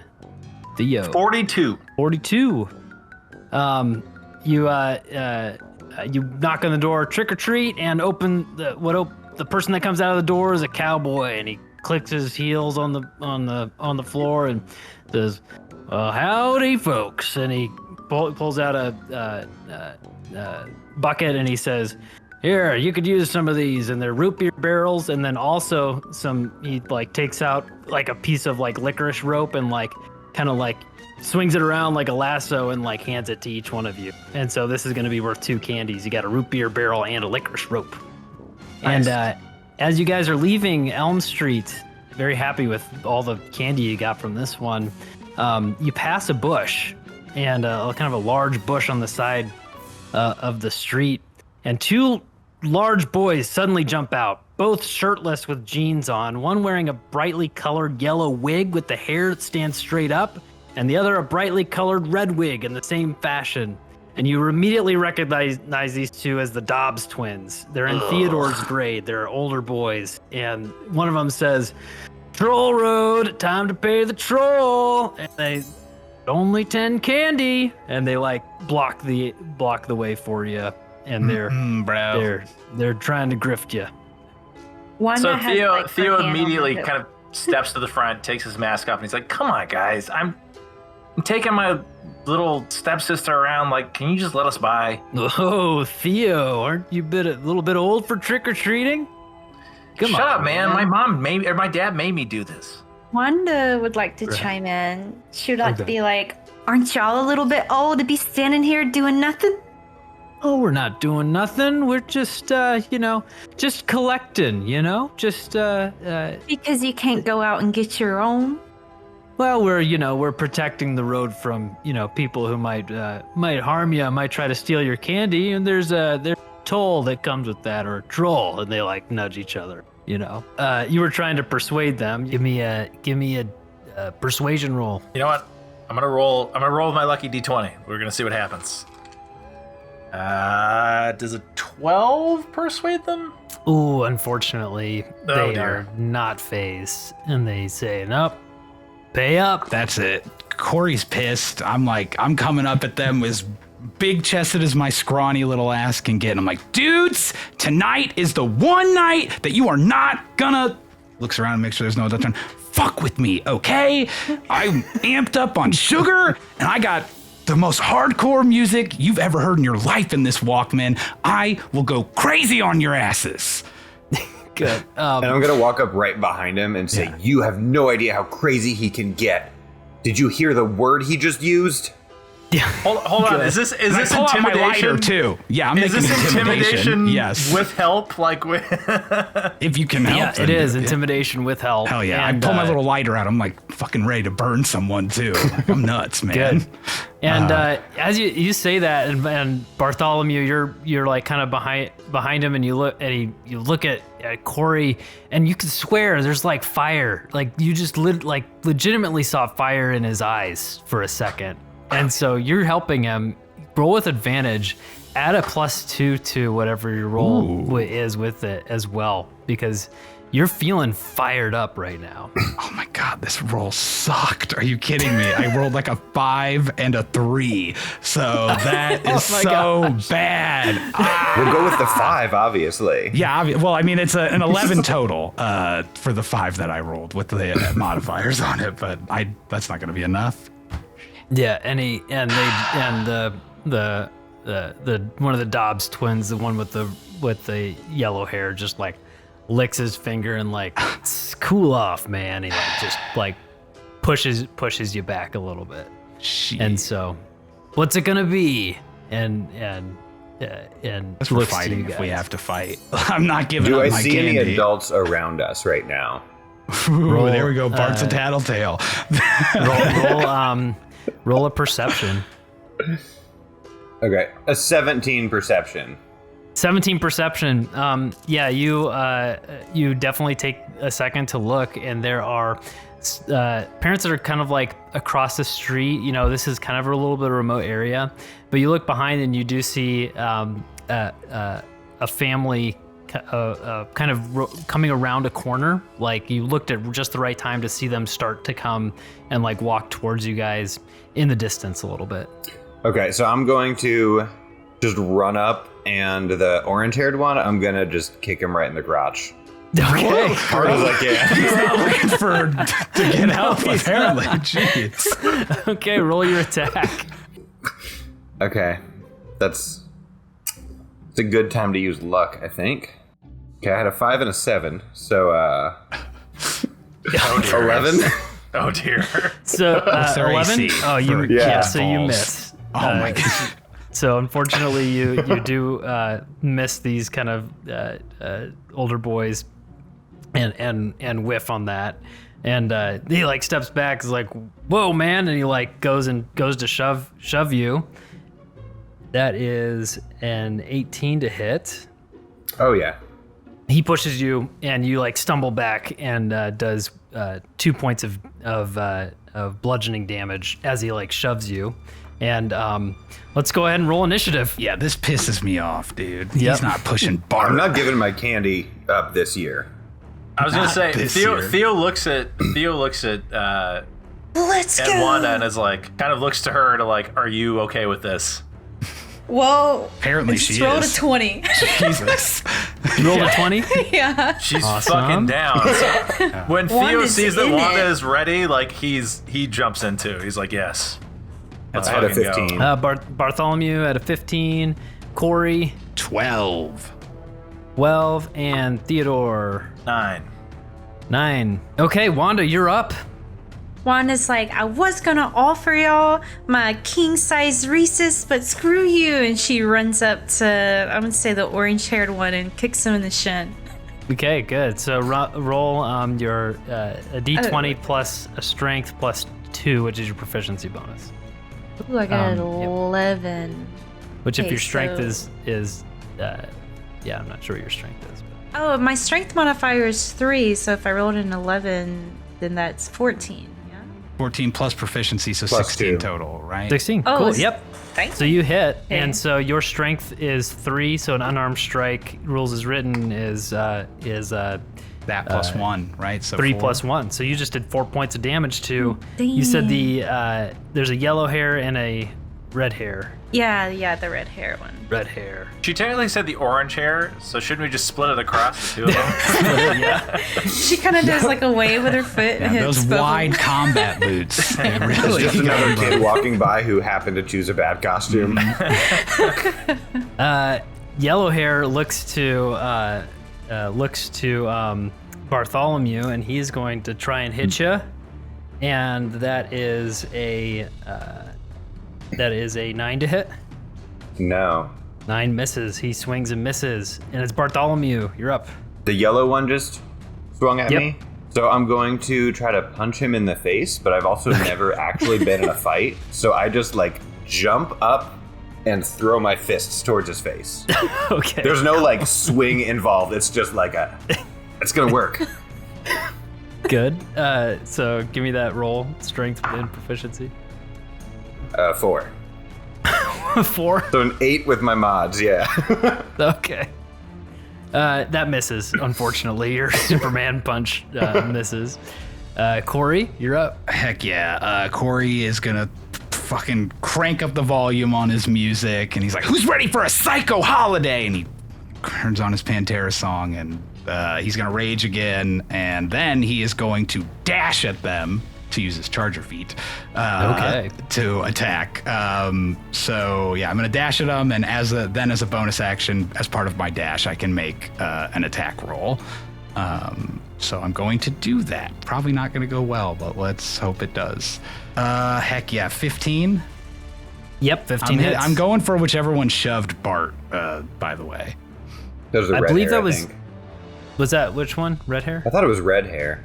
Okay, yeah. Okay, so red that's hair. red hair. So with the charger feat, I do 5 bonus damage on my attack roll as part of the dash. And since I'm raging, that's another 2 on top of that.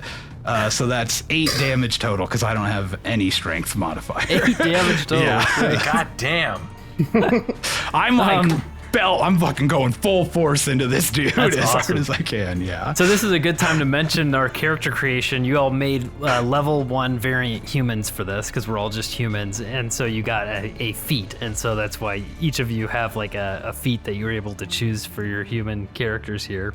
And he takes that hit, and so does he have to go prone or anything with the charger, or he just takes extra No, it's you damage? can either choose to hit or shove, and I'm just choosing to hit instead of shove because this kid's a dick. So yeah, I'm just Great. hitting him. Yeah, he steps back. Oh man, what the hell? Oh, and he's like backed off. He's kind of Said you wanted up, candy. like, How about a jawbreaker? and he is actively like looking like he's was not expecting that, really. Is not happy about how things are. Theodore, you're up. So I believe my stepsister attacked the red-haired one? Or the yellow-haired one? Red. Red. Okay. And the yellow-haired one is the one that's not reeling from Corey's assault? Yeah, red is not looking good. Okay. Theo, having just joined the wrestling team, decides to bulldog tackle the yellow-haired one and try to grapple him. Cool. And so I'm not sure, is that a strength check? Yeah, so you'll do strength, and I roll strength, and to see who wins that one. He rolled a 10. 19 with a plus 1 for 20. Let's go. Great. Yeah. You have him grappled. So Theo shoots in, actually a pretty good shot for a novice wrestler, and kind of shoves his shoulder up into the gut of this guy, and then wraps his hands around him and, holds him in place so that his friends can jump on him if they need to. Awesome. Cool. It is red hair's troll as he is the red-haired Dobbs boy. He's like backing off, and he's like, man, whatever, dude, I'm out of here. And he turns and like dashes. He's like, let's get out of here, and he leaves. He doesn't necessarily see that his brother's getting grappled, but he is out. And Wanda, your turn. Is there a chance to like steal some candy if one of them's out? Yeah, Like, maybe, yeah. like- So the other one's grappled, and you you can see that he has his bag. He's got a pillowcase, is what he's got with candy in there. So yeah, you can go ahead and do a sleight of hand with advantage because he's grappled to just take his candy. That's pretty fucking punk rock, Wanda. All pretty right, awesome. let's Oh, dude, it's metal. see.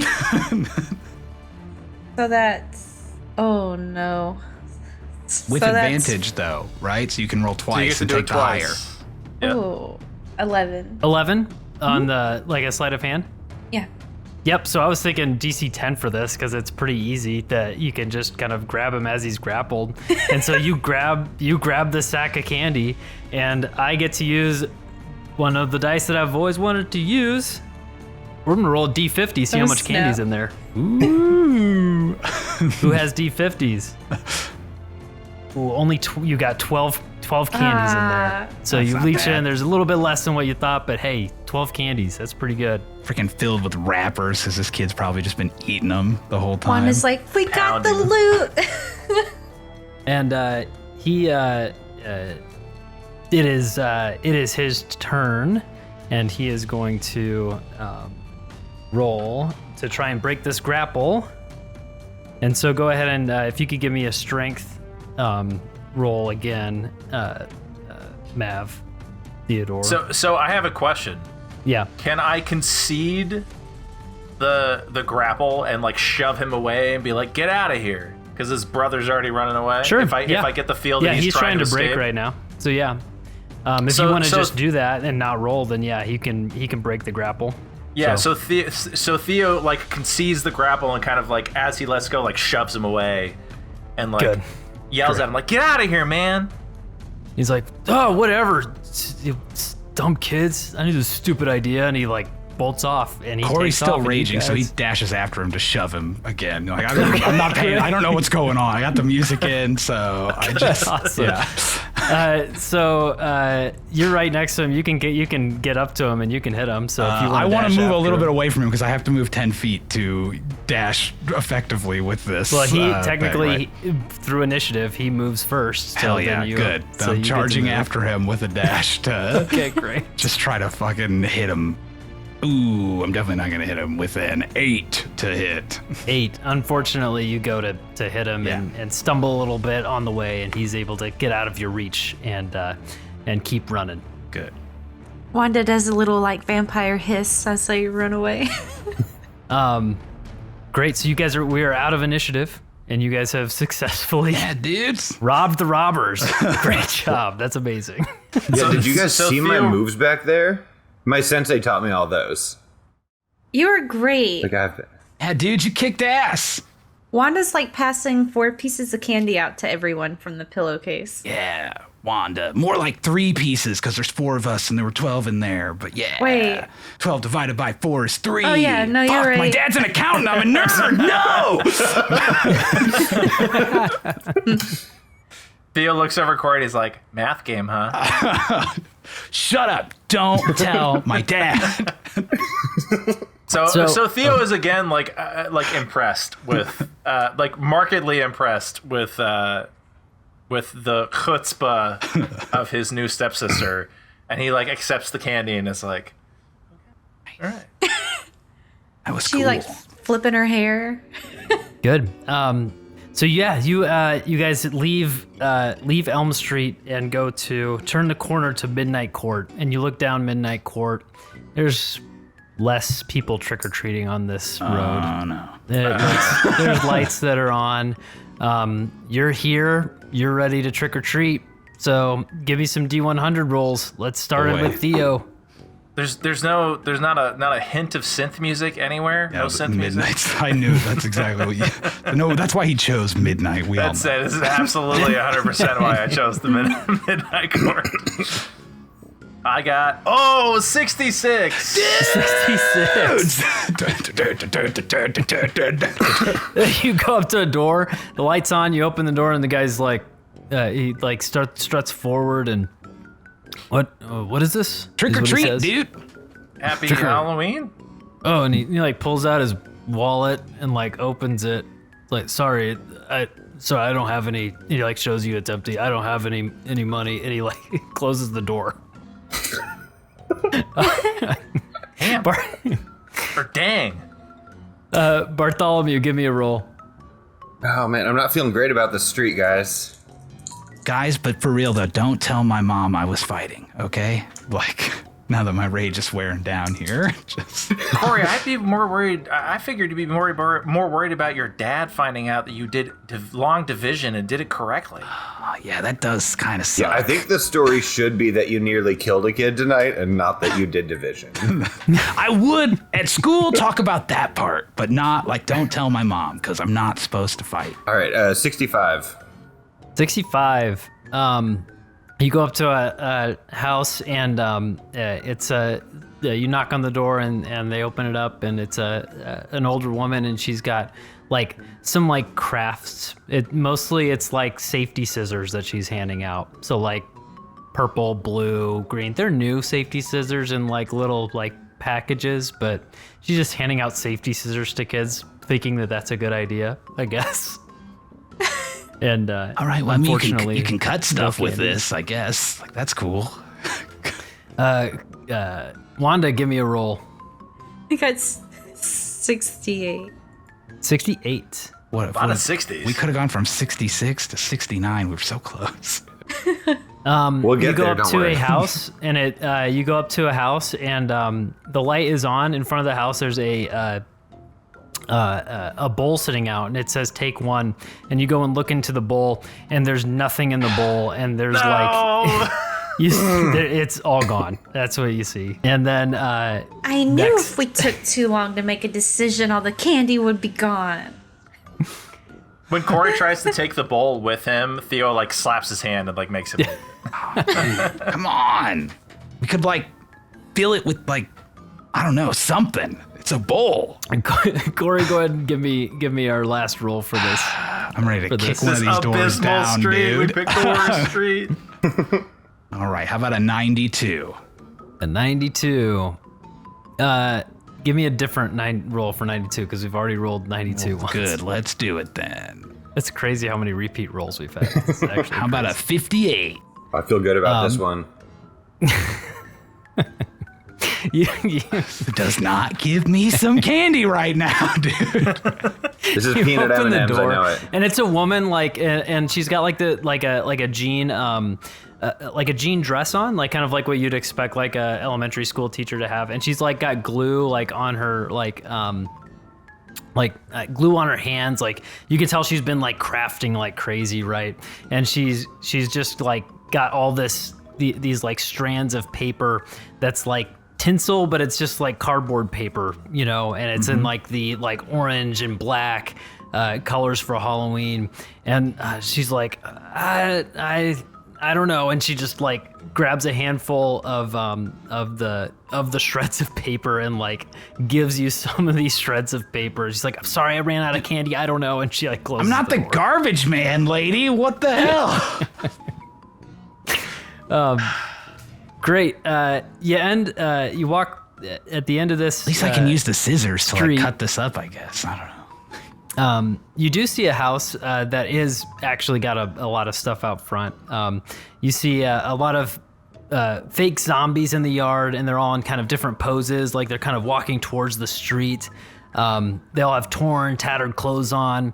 There's a zombie in the center that has a nice red leather jacket on and a sparkly white glove on one of his hands.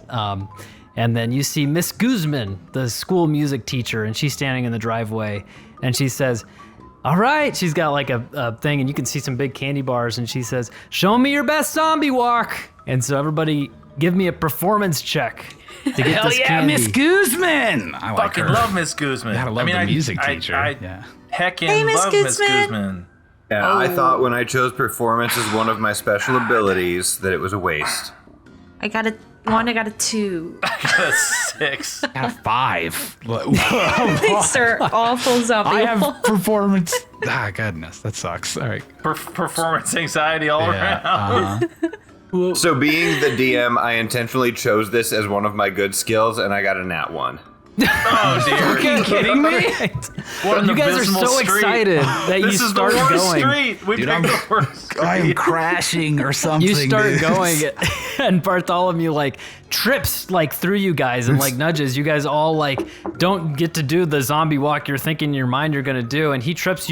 Bartholomew, you trip forward, and you like reach your hand out to like catch yourself, and you hit her like bowl of candy, and it like smacks, and all of these bags of like they were king size. What were they? They were king size bags of peanut M&Ms, like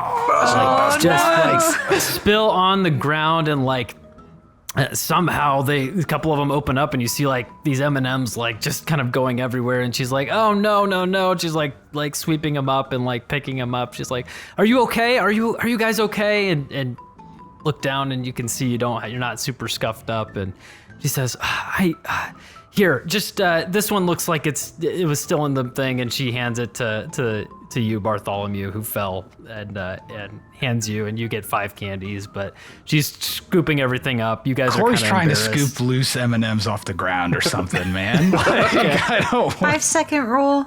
Roll investigation. Oh, good. Just My best scooping up skill, the my M&Ms. -1 investigation. Let's see. So if I can't have a 13. convincing performance, I'll at least get pity.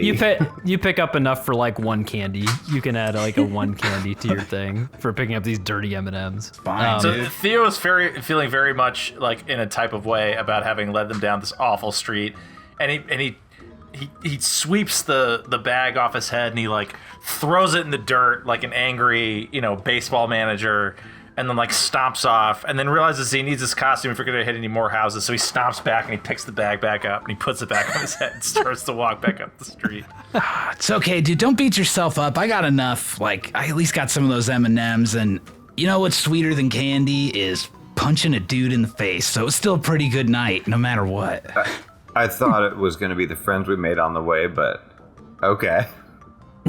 Wanda's like, yeah, and goes to high five Corey. Hell yeah, dude. Yeah. So, yeah, you guys, and you can see there's like 3 little girls. They're dressed up as 3 witches, and you recognize them as the witches from Hocus Pocus, actually, that came out a few years ago, that they're dressed up as, and they are giggling at you guys as you guys had just made morons of yourself, stripping on that driveway. Hello, sisters. We did it on purpose to mess with her. Now you don't get any M&Ms. Yeah, they shut up. They look at you and you like threaten them, and they like quiet down and like kind of look around like, okay, and like as you walk by. So it definitely worked. Good. I'm not even rolling for that because you're feeling a little more threatening. You're just kind of feeling more fire with you right now for some reason. So Theo looks over at Corey like while they're walking up and like kind of lightly punches him in the arm and is like, "Come on, man! It's like little kids." That's our job, is to pick on little kids. They gotta learn. It's like, but like, didn't those older kids try to pick on us? I didn't try to take their candy. I made them not laugh at Bart for falling down. Just don't be a jerk, dude. Wanda's just like in the middle of them being like, can we just please go to another house before all the candy's gone? She's right, man. So let's like, where do we go next? Bartholomew, you look at your watch and you realize it's been about 2 hours. The Monster Bash is about to start. Trick or treating is gonna be over. Oh man, do we have time for another street, guys? I don't think so. Maybe if we're quick. My dad told us we were supposed to meet him at the Monster Bash, and Theo looks at his Casio calculator watch and is like, it's almost 8, man. We gotta get down to the main square. My parents will get super worried if I don't show up. Yeah, and my mom actually really wanted to know with were-tigers, like what feats we have and like how our different attacks work. She said she really wanted to hear about it at the festival, so we do have to make it back there. Well, you're a tiger, man. You have 4 feats, right?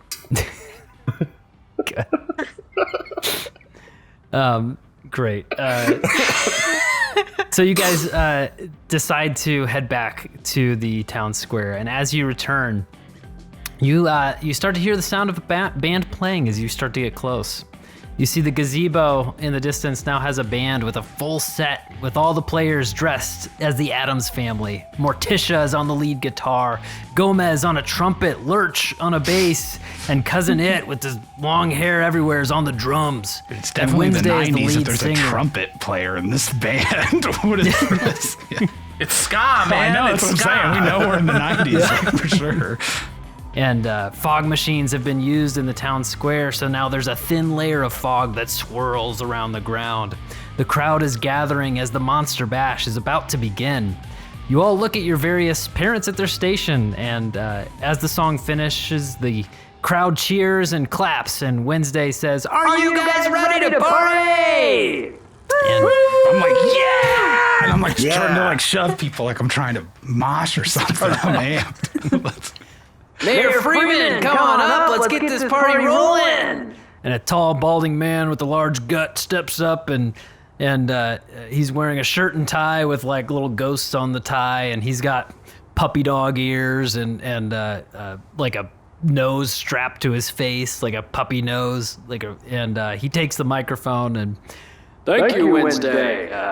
Welcome everyone to our annual Monster Bash. We hope everyone has a safe and fun evening tonight. Kids, I hope you got all the candy you were hoping for, and remember, eat responsibly. And you hear some of the adults like kind of snicker at that. You guys aren't really sure what he's supposed to be. Why is that funny? Boo! And he's like chuckling. Now, the rumor has not been well kept, but we wanted to make sure this year was extra special as Marianne is retiring from her duties of organizing. She has served Salem Heights for the past 40 years organizing the Monster Bash and has made many of your costumes over the years. So please give a huge round of applause, your cheers, your growls, your banshee shrieks, as I welcome Marianne to the stage for some words to kick off this year's Halloween celebration. And the crowd kind of erupts, and everybody's just cheering. Everyone loves Marianne, sweet old Marianne, and she hobbles up the stage and hello. She brings the mic up. Thank you. Wow. What a wonderful showing this year. Everyone looks so great in their costumes. The decorations this year are beautiful. The band, you all are just so wonderful. I wish my daughter was here to see it. And the crowd goes silent. You remember my daughter, you all do. She hasn't been back home in a long time, though. And she points to Corey's mom. Lucy, you remember when she was in Girl Scouts? She wasn't really in for very long, though. She didn't really fit in, did she? Didn't have as many badges as the other girls. She looks at Billy and Teresa. And you remember when she got in that fight at school? She was the only one who got suspended from that incident, even though she was the one getting made fun of. And Simon, looking at Bartholomew's dad, she asked you to take her to prom her senior year. That would have been so nice. But instead you took Suzanne, and now you have a beautiful child. I'm just so glad that you all ended up so happy. You know, she hasn't been back for years. She refuses to. She refuses to see even me, her own mother. Her own caring, loving mother who tried to discipline her through her troubled self, but I just couldn't outdo what you all did. I had to watch as you all slowly, little by little, turned my sweet Cynthia into a monster. And I've been looking for a way to get back at all of you for quite some time now, to help you understand the horrors that you committed to my sweet Cynthia. And she reaches into her shirt, pulls out this large gold amulet she's been wearing around her neck, and she takes out a small knife from her pocket. Now, the spell is already started, but let's speed up the process. And she puts the knife in one palm and quickly slices and squeezes the amulet. Corey's he's into it. Now you all get to experience what I had to. What it's like to watch your own child turn into a monster. And she squeezes that amulet. And the crowd's just kind of like, what is happening? Everyone's really uncomfortable. Everyone gets uncomfortable when she mentions her daughter. Wanda, your heart's like beating fast. You're very anxious about what's happening, and then you're kind of feeling that, but suddenly your heartbeat starts to slow, and slower and slower. Ba-boom, ba-boom, ba-boom. Till it beats one last time and then stops. You look at your hands and they pale, your lips are suddenly poked. You feel those dentures pop out as your teeth actually puncture your lips a little bit, your real teeth, as they have grown and become pointed. Corey, you feel the horns on top of your head kind of suck into your skull, your head. You feel a tail growing out, puncture through your pants and whips around with a sharp point, and wings sprout from your shoulder blades. And you hold out your hand and just hold it out and a flame appears in your hand. Bartholomew, you see Corey changing into this like demon beast, and you yell out a shout to see if he's okay, but what comes out of your mouth is an unfamiliar growl. You feel your face and feel your facial hair grow, and you wonder, is this it? Is this puberty? Finally. Your hands turn to paws and your snout lengthens, and Theodore, the opening on the bag on your head begins to crawl down your neck and your body. It melds with your chest, and soon you feel the bag is no longer on you, but rather you are the bag. Would you like to describe anything else that happens with this bag transformation? Sure. So as the bag descends down Theo's body and swallows him whole, and then like crinkles back up into its normal form, and it's just lying on the ground. the two holes still sitting there, but like vacant and black and dark in the shadow. And it stays still for a few seconds, and then it starts to move on its own, and out of it a long kind of emaciated, pale, fleshy arm with long dagger-like claws snakes out of the bag and stabs down into the mud and starts to drag, and this beast, this like enormous hulking thing crawls out of the mouth of the bag, and its hair is long and shaggy and black and covering its face, but you can see through the hair like two bright shiny eyes, and the rest of it is kind of scaly, kind of like awful pale, almost dead looking flesh, thin, the bones poking through, and at the end of two long, enormously long arms or claws. No tail, no clothing, just this like awful living nightmare emerges from the bag and looks around bewildered. Yes.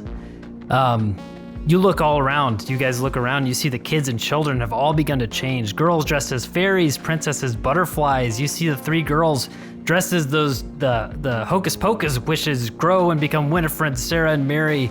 You hear Cowabunga, and you hear the four boys from earlier have all become the Ninja Turtles. They're high-fiving and rolling around. You see some kids become pirates, robots, aliens. There's an astronaut boy that like hops and floats kind of past you as if he's like jumping on the moon.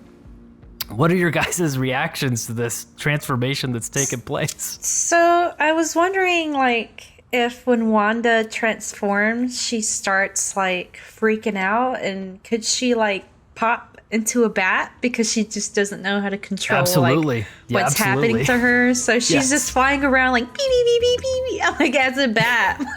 Great. Dudes, I think I ate too much candy and I'm having a nightmare or something. I don't understand. Meow. Where, Wanda, where are you going? And I like flap my wings, trying to like, grab her or whatever. Yeah. So Theo looks down at his like new monstrous body, and he's like internally terrified, and he goes to open his mouth, and as he opens his mouth, this like gaping maw just like appears in the whatever the lower half of this face is. And as it opens, this like horrific screeching comes out, and it's like things you can see there's like a suction in toward it. And it's like horrible screeching, like the sound of metal being torn apart. The sound of metal. and as soon as he realizes that it's coming from his own mouth, he like snaps it shut and just goes, and just like freezes, unsure what to do. I on accident telepathically say into his head, like, dude, what the hell was that? Does he have Kyle, does he have to roll to make sure that he's not stunned? Oh my gosh, yeah, he does. All right, cool. Go ahead, because this What is am I rolling? you might be able to control this ability a little bit, but like this is so brand new. I was gonna say I don't think he can. I think this is just like the nature of his thoughts. Okay. Theo has become this mythical creature, a creature that is an urban legend even in Dungeons and Dragons, called the Bagman.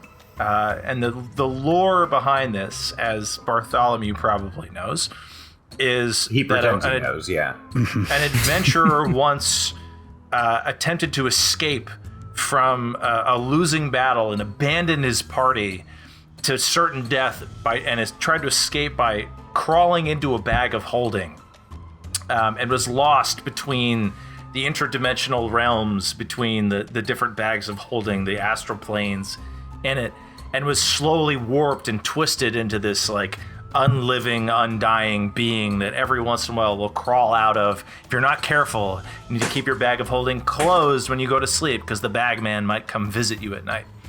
But the bagman's one of the aspects of this monster is that he has an alien mind, which means if a creature tries to read the bagman's thoughts, That creature must succeed on a DC 11 intelligence saving throw or be stunned for 1 minute. Okay. So I guess he was trying to project to me. Yeah, not technically read my I wasn't, thoughts. but I still I asked you to respond. This is so new. So This is so new, Yeah. and yeah, you at this point, yes, go ahead and roll for.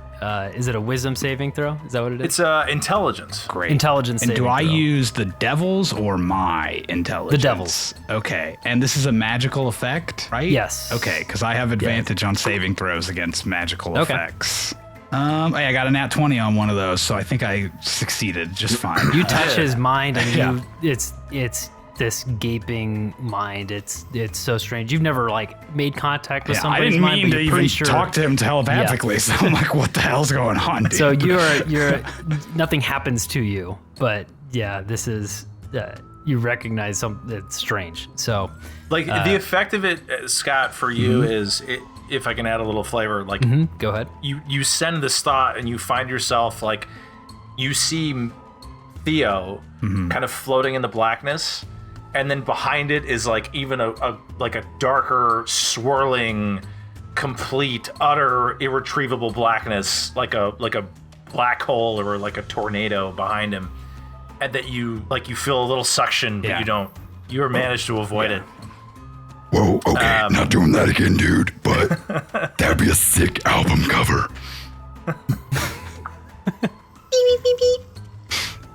Yeah, Where's the bat? Bartholomew? Yeah, So Bartholomew, you I think you're able to. You're welcome to play this. However, I think you can speak in So- common or in English, I guess. But yeah, go So ahead. there's a little bit more meowing, but seeing this bagman and hearing that noise snaps me out where like what I'm going through is big, but it's in context, it's actually not that big, seeing the bagman. So that'll kind of snap me out of it. And Theo, is that you? Theo whips around. He whips his head around, sees sees Bart, and is like wants to speak, but like doesn't want to speak. And so he like takes a second and kind of goes like tests out like if he opens his mouth just a little bit, like in the way that you can speak, like if you intake breath, you can still make sounds. Yeah, inward Like, singing. if you We've all speak- listened to Tenacious D. Yeah. Exactly. Like, so he starts to speak like, And you let me speak like this. I and starts, kind of can. and so to not subject the podcast listeners to an entire future 3 hours of that sound. Instead of passing air on the way out past his vocal cords, he uses the suction to pass it on the way in, but can make himself known and is like, "What is happening?" And then, like, all of a sudden, panic hits him, and he looks around and he goes, "Oh my God, where is Wanda?" I think she's the bat right here, dude. She just like I guess poofs into her vampire form. I don't know if it would be possible, but I think it would be funny if she started like hysterically crying for mom. But doing course it's so, possible. she activates like the children of the night, and just swarms of rats just would appear like out of nowhere.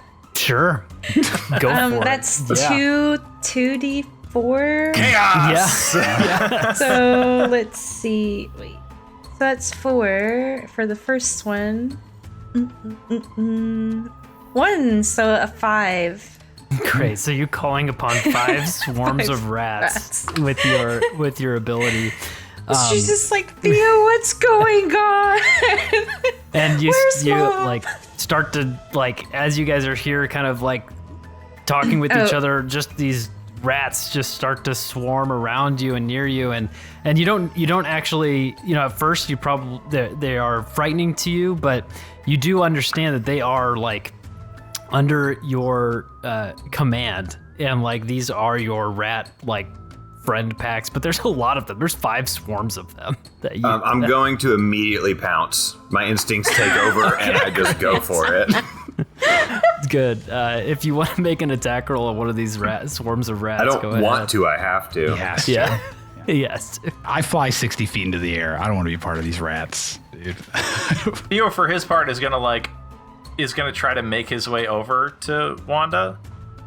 because realizing like, This will be comforting. whatever this thing. Corey has become, he like gestured at the bat, saw the bat turn into this vampire, and so he kind of like lurches over toward Wanda, and instead of like walking, he just vanishes and reappears immediately beside Wanda, which I'm sure is disconcerting for everybody, including Theo. She starts crying even more.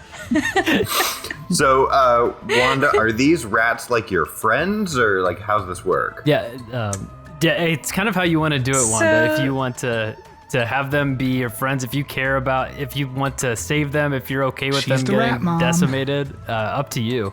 Well, I don't want them to die. She kind of comes to a little bit, I guess, like wanting to protect the rats, but I'm gonna try my best. But she kind of has like, I want to suck your blood, like type of like.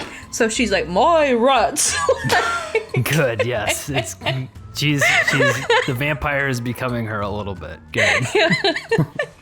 So I pounce on the rats. I don't choose to do it. It just happens. Yes. And as fate has it, it's a nat 20. Okay. Nat 20, good. Well, that hit. So I have the stat block for one of the swarms of rats. That hits. So I double the dice, but keep the same. This is going to be crazy. That would be 24 damage from the jump part of the pounce. Okay. And then the bite is actually like the follow-up to the pounce if it hits. I'm sorry to the rats, that's 19. So you pounce on the rats, and you pounce on them, and the pounce actually squishes the entire swarm of rats. They have 24 hit points, and you hit 24. And so you go and you look to bite, and there's other swarms of rats around, but one swarm is gone. So now there's only 4 swarms of rats, and they are behind Wanda, and she's like, wait, no, like, stop. And I just like turn and look at everyone like, I don't know what's happening. I'm looking for my mom in the crowd now. I flew up and I'm freaking out a little bit now. So Theo is doing the same. Theo kind of like puts his claw on, like grabs Wanda's arm and is like, we need to find mom and dad. Mm-hmm.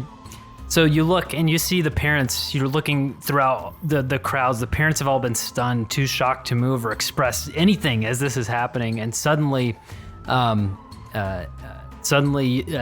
Corey, you lock eyes with your mom, and she screams, and the parents all start reacting. The men are stepping in front of the women, backing away. Screams and crying are heard throughout. You see other kids like trying to talk with their parents, but the parents are like not recognizing their kids. I'm trying to put up like a no, it's me, but I accidentally hurl a fireball like in the general direction. In the general direction, of where they're at. And so I won't make you roll an attack damage. You're not gonna, I don't want to kill them. I just want the scene to have fire involved. Yeah. Yes. So a shriek, from the parents like happens, and what soon happens is the parents and adults all of a sudden are kind of at the center of this dance floor, and they're surrounded by these like the hordes of kids who have all become their costumes. And you look frantically around, and you kind of see your mom, and you're like, it's me, and there's no recognition there. She's like, Mom, it's me. Come on. You see terror in all of the parents' eyes, and you look to the gazebo with Marianne with their microphone, and she's just cackling. And she's, I knew this would be worth it. I've waited so long. Oh, now I can finally retire. And as she's saying this, even looking back at her at the gazebo with this little bit of time passed, she looks a lot older than what she did. And she's still clutching that amulet. And she starts to look impossibly old. Her skin sinks into her face. And soon you see just skin hanging onto a skeleton as she's laughing and cackling. And sand from an hourglass, her body just starts to go away as she laughs. And soon there's a pile of ash on the ground where she was standing. And as her body goes away, that hand clutching the amulet is the last to go away, and that amulet just clunk falls to the ground. And as that happens, there's a wave of energy that kind of goes out. from the gazebo and kind of like passes. You kind of feel this wind as it goes through and past the dance floor area. And you're all standing there trying to figure out what to do. It's mass chaos. And Bartholomew, you look kind of out to the west, and you see some like pumpkins kind of like crawling on the ground towards the dance floor.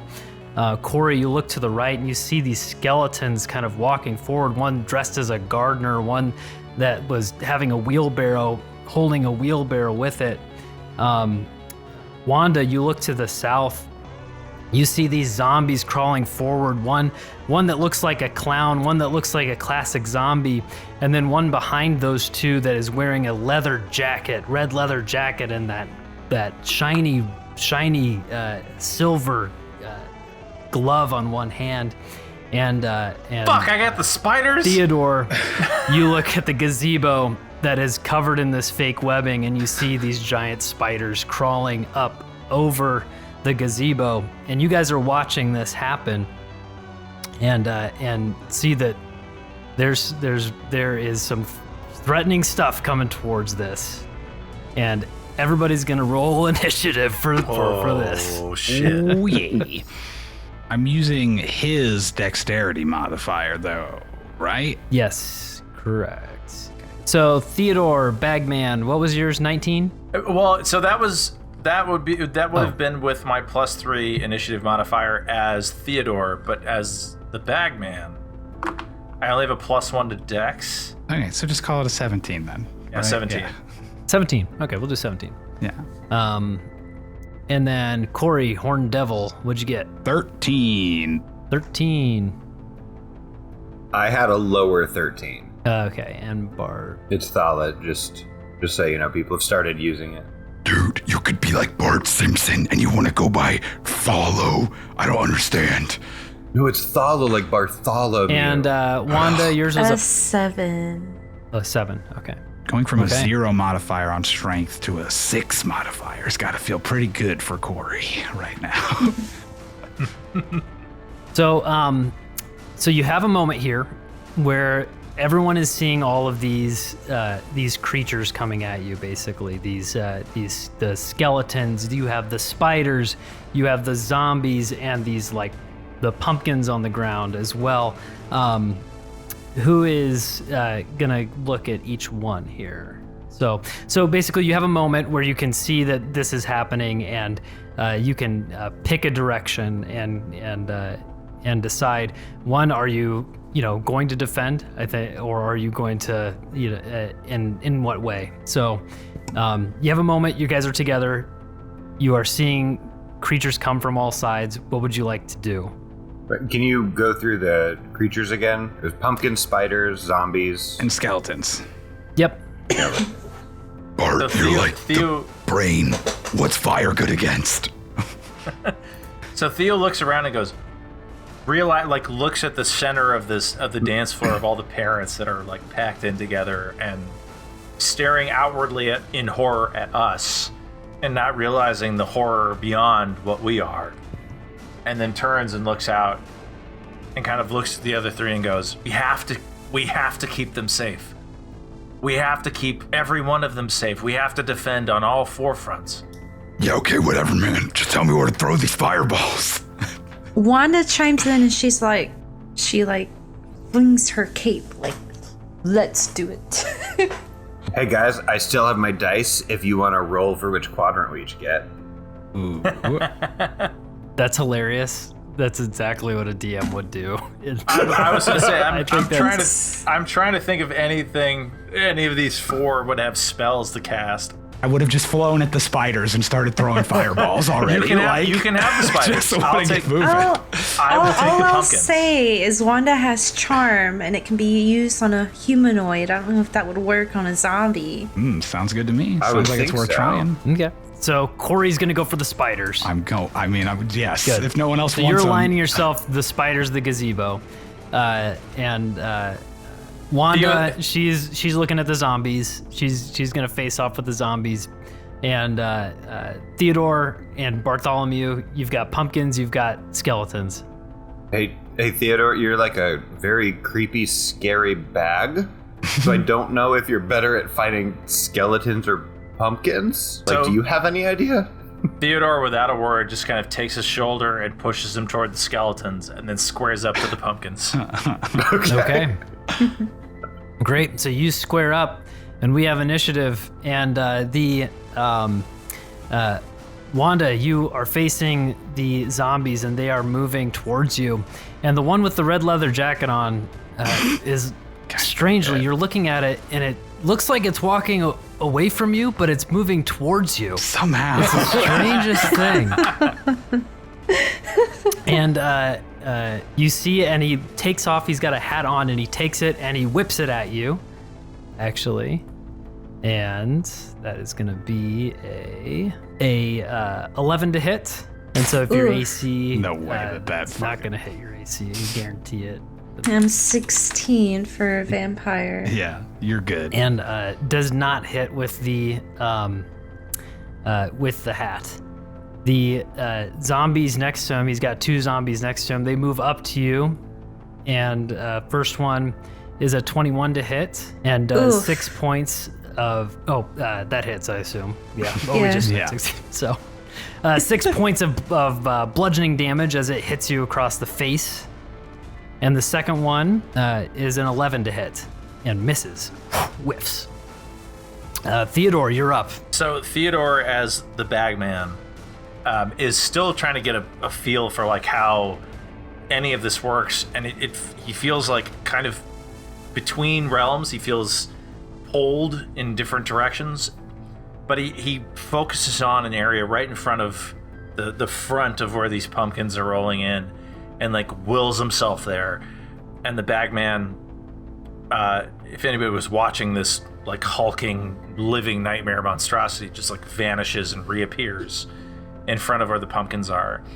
And the bagman has an ability called Living Nightmare, where the bagman's fearsome visage is terror to behold, and at will the bagman can frighten each creature in a 30-foot cone, having the same effect as the fear spell.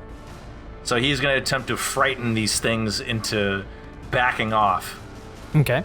And each creature in that cone must succeed. So I ran this by you, Kyle. I don't know if this is still okay, but I think a charisma saving throw rather than a wisdom saving throw. Yep, that's fine. That's what we did, right? Yep. So first one rolls a 14. That succeeds. Oh, second one rolls a 20. That succeeds. Oh, wait, I'm sorry. Wait, I'm sorry. The 14 does not. The 20 does. Okay, the third one rolled a 20. Wow. Wow. Getting some good rolls so out. So. They don't scare easy. So one is compelled to take the dash action and move away from the bagman by the safest available route. On each of its turns, it has to drop anything it's carrying. And if the creature ends its turn in the location where it doesn't have line of sight to the bagman, it can make a charisma saving throw. And on a successful save, the spell ends. Okay, great. So you cast it on the pumpkins because they're kind of crawling towards you. That's what you think you're casting, but you cast it, and behind the pumpkins, behind the one on the far right, a little witch on a little broom like rises up, get cackling, and hits with the spell, and she's got a wand in her hand that's got like a fiery look to it. She drops the wand and like bolts and leaves because that's the one that fails. Behind the other one, another witch kind of rises up on a broom behind the pumpkin, unaffected by your ability.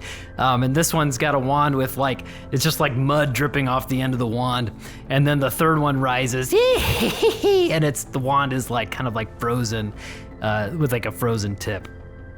And so with the first one take damage, or no, they just flee. Okay, flee. They just flee. Gotcha. And so I think, is that your ability? And then that's my action. Okay, cool. And then we have the icy the icy one actually has a turn, and the icy witch kind of whips her wand forward and tries to send some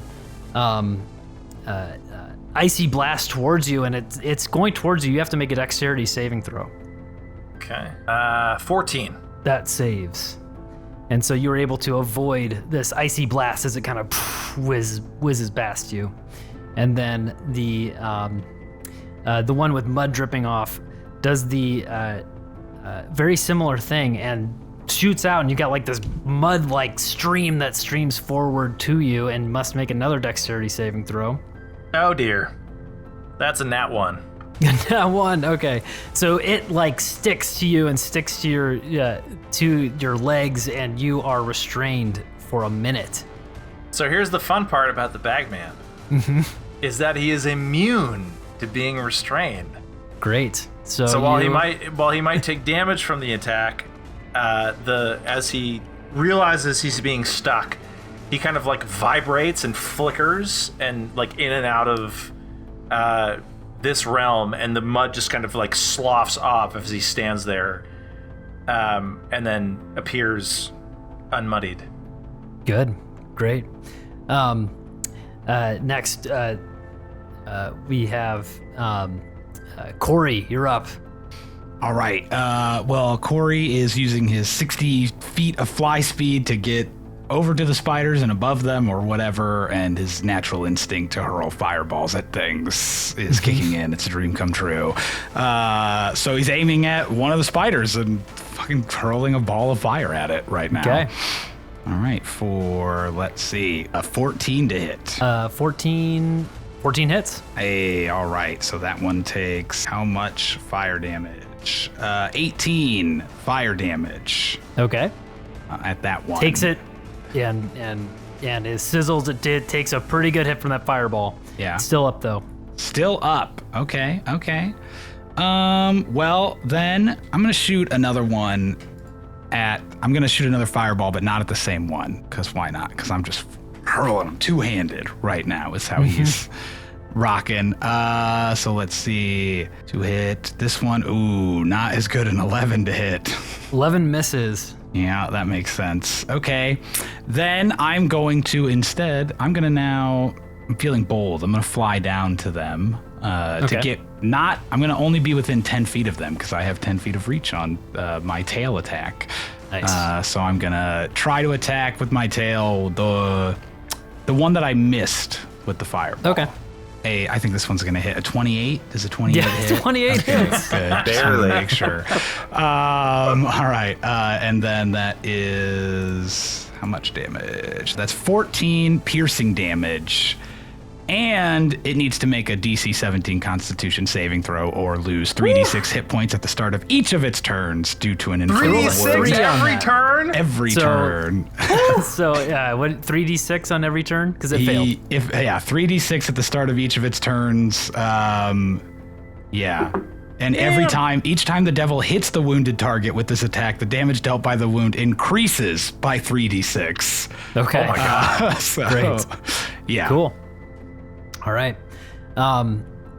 Yeah, so that's your It can turn. close the wound with a DC 12 wisdom or a medicine check or a magical healing if these spiders are going to try to heal each other. The initiative worked out really nicely for this because it's the spider's turn. Oh, so great. the spider, the first one, you hit with the fireball. It's going to try and hit you with a web attack. It shoots a web at you, and it's an 8 to hit.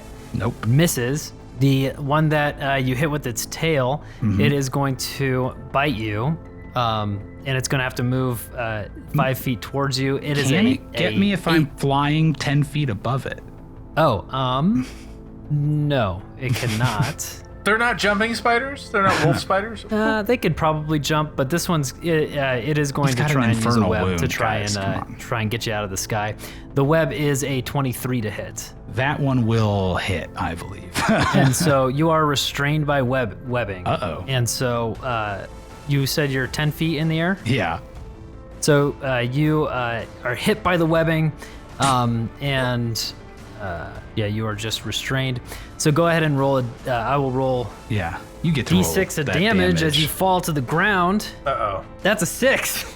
Oh no! Guys, So I you- need healing terribly. So you fall and and your tail gets twisted and you take more damage than what you think, and you fall and hit. Caught with my tail between my legs, guys. The third spider there, now that you are on the ground, goes up to bite you. Yeah. For an 11 to hit. Nope. But I'm misses. If I'm restrained, does he get any advantage or anything? Oh yeah, you aren't. Man, you are just. Yeah, that's great. Yeah, thanks for helping out there. No. That's another 11 to hit. Well, it doesn't hit. You know.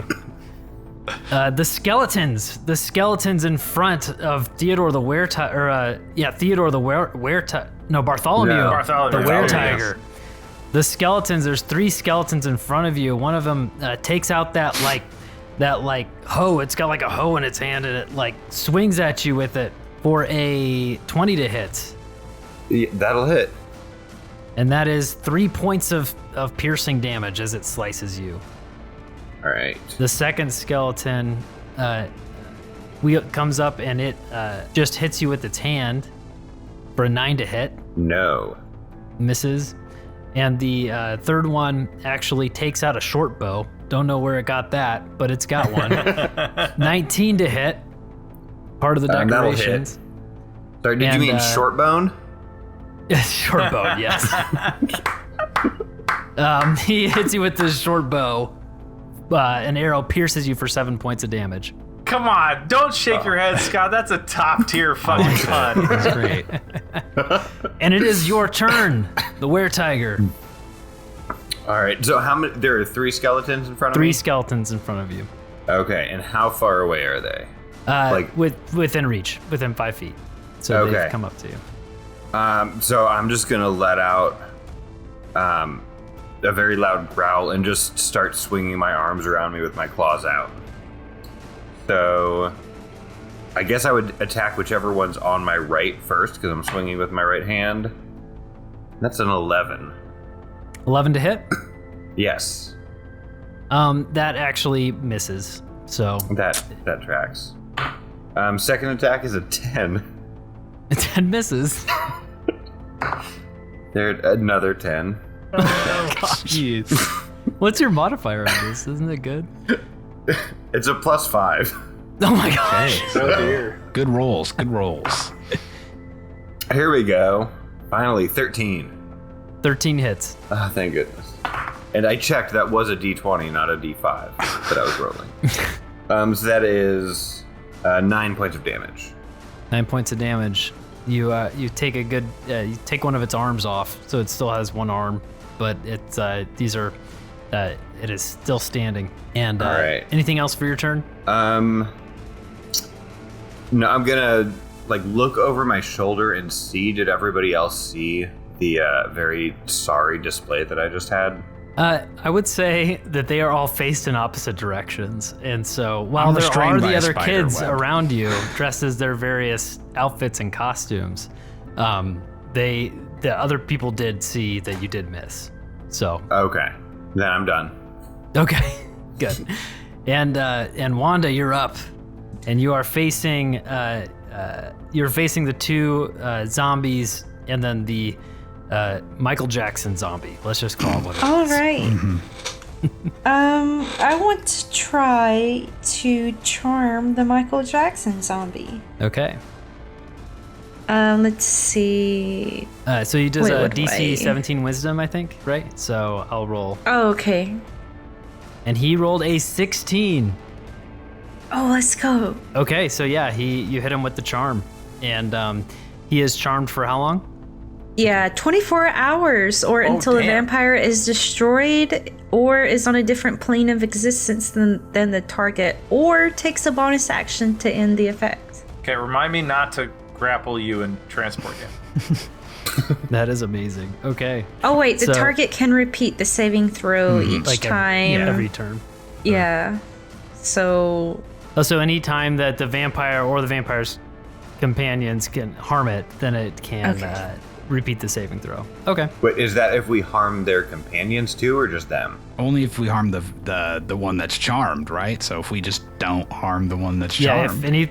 basically don't if hit anybody Michael harms Jackson. him, then he's then he can repeat the saving throw. But we can kill his buddies and he won't care.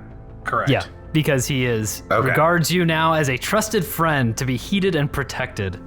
Wanda the vampire is just like, dance for me. Okay, cool. And so it is actually back up to the top, and it is his turn. So he's stopped, and he's basically like, well, we're buds now, and that's his turn. He doesn't have anything else to do, really, right now. And so, did you command him specifically? So this is like charmed, so he can't. He's probably not gonna he probably won't necessarily attack his other people, unless like you are attacked by him. I don't think, right? Or will? Can she command him? Not really. So it says it takes the vampire's requests or actions in the most favorable way it can. I mean, it says to be heated and protected. So if she is about to be attacked by zombies, then this one would then protect then he probably her. would. Yeah. So, okay. Well, he's like, all right, and he kind of like moonwalks like a a little guard bit dog. in place. But that's his turn. Doesn't do anything. The zombie, however, next to him goes and tries to hit you, and that is a 5 to hit. Nope. And the other one is an 8 to hit. Misses. And Theodore, you're up. Bagman. So one of the things that Theodore notices is that he recognizes that there's 3 witches in front of him. Or there are 2 witches in front of him. There were 3. And he recalls to the 3 little girls that were walking around the neighborhood earlier in the evening. Can he determine whether or not the 2 witches left in front of him are 2 of the 3 girls that they encountered earlier in the evening? We specifically saw those girls turn into the Sanderson sisters, Yes. didn't we? So Okay. you would know that they you would wouldn't have know that been. they're not them. Okay, good. I wanted to make sure we weren't conflating witches here. Oh, yes. That's good. Okay, well then, in that case, the bagman can unabashedly decide to tear these 2 witches in front of him to smithereens. So he blinks into... Can he blink into the middle of them between these 2 witches and still be in reach of both of them? Yes, they're like right next to each other. They're Okay. tiny. They were, one of them has a smashed face look to it, as you look at it, as if it was a decoration smashed into a window, like a tiny witch. And so, Okay. Go ahead. So he steps through the portal of this plane and into the astral plane and just slides through it effortlessly into, the space between these 2 witches and pops back into existence. And then is going to use his multi-attack with both his astral claws on one witch and his gaping maw on the other. Okay. So he uses both claw attacks on one witch for 25. Yes, that hits. And an 18. Yep. So both of them hit. Okay. Let's say that's the ice witch.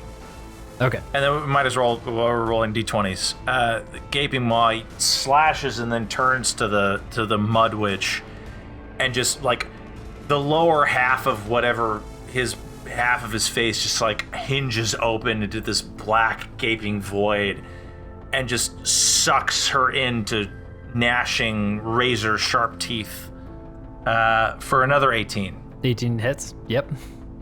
Okay. So roll your damages. Yeah, so let's see. So we agreed to claw is 5d6. Yes. And we hit for 2 of those, so that'd be 12d6 against our ice witch for 40 damage. Yes, it explodes in a cloud of ice, just poof, gone. And then for our mud witch, gaping maw does 76 plus 2. 7d6. Yeah, 76. So 30 damage. 30 damage, yes. So the gaping maw just consumes this little witch. It's like turns its broomstick the other way and is like trying to get away as it's getting sucked in, and then just zoop, just gets sucked into the gaping maw and just is gone. Just is it's out, and it is done. And anything else for your turn?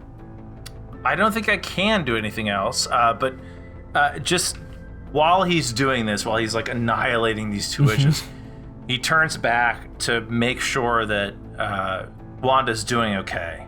and just to like see if she needs help before he turns to either of his other two friends. Okay. And so yeah, you turn and see, and just without like a perception roll, you do see that she has a couple zombies on her, and the one that's standing near her, and so the Michael Jackson one standing near her. Corey, you're up.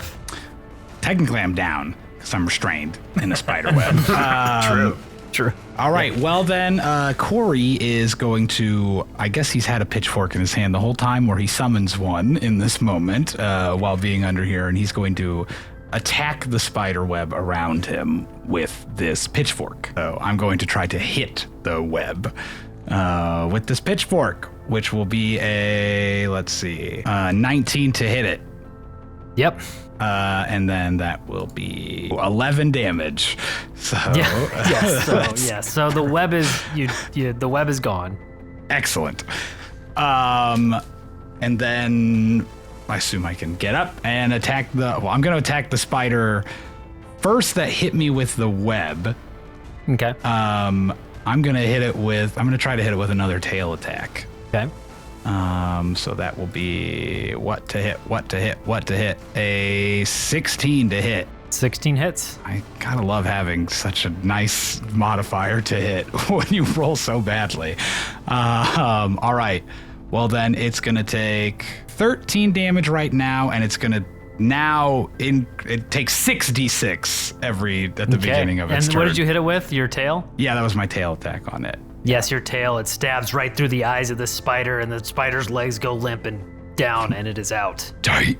And then we'll just... I want to then take my pitchfork that's in my hand and use my last attack to try to hit the first spider that I threw a fireball at. Right. Yep. Yeah. Oh my God, I'm rolling so bad. A 13 to hit.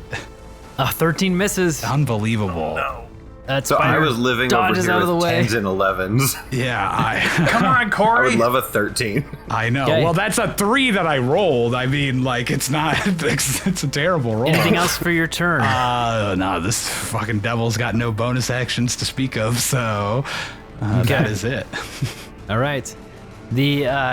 So you stood there. You didn't say you flew away. So I'm the not flying spider away. No, I is wouldn't. right in front of you. It's going to bite at you, and that is a 12 to hit. Nope. The other one that is alive is a 19 to hit, Just barely, yeah.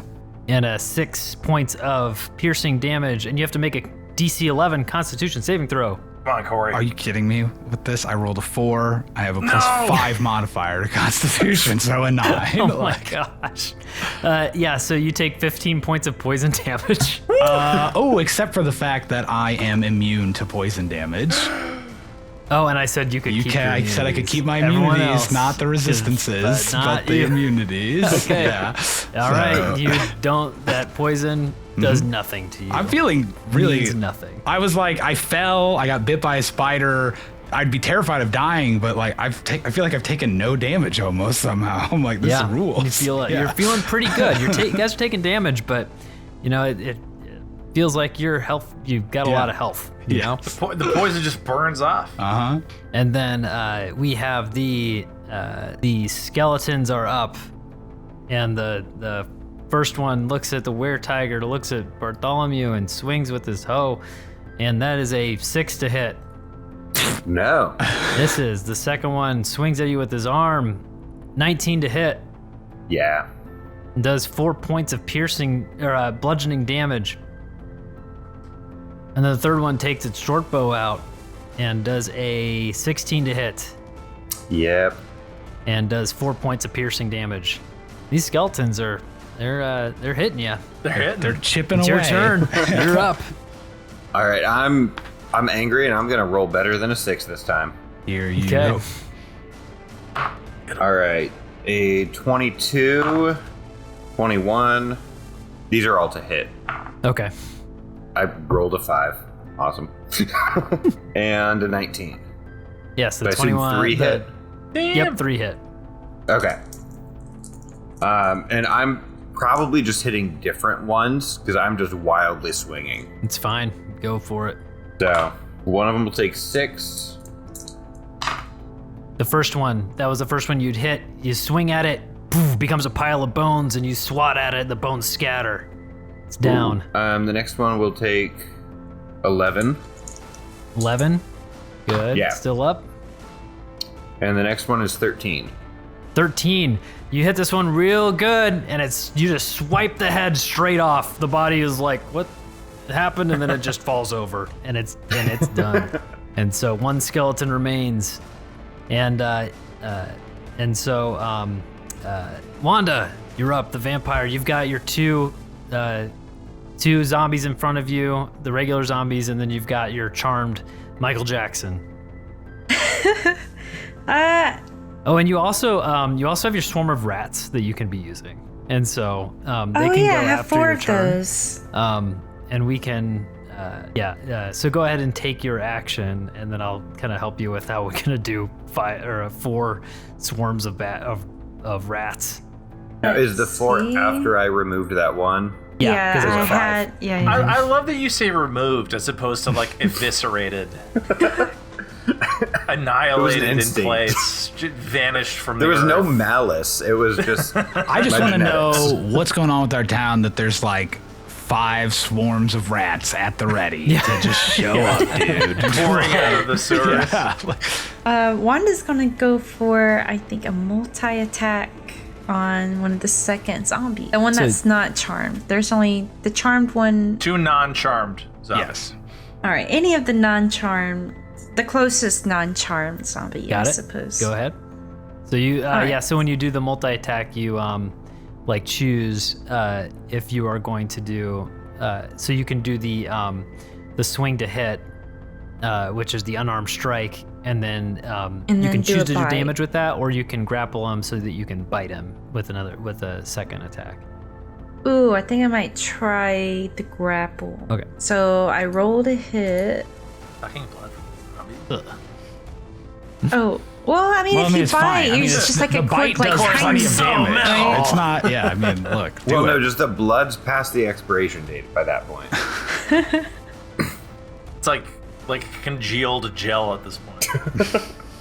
19 to hit. And that hits. Okay, and then I Roll your roll 2d8 plus 4. With the 2d8s, I got 11, and then with the plus 4, 15. 15 points of damage. Nice. And so you have another attack that you can do, which can be the The bite.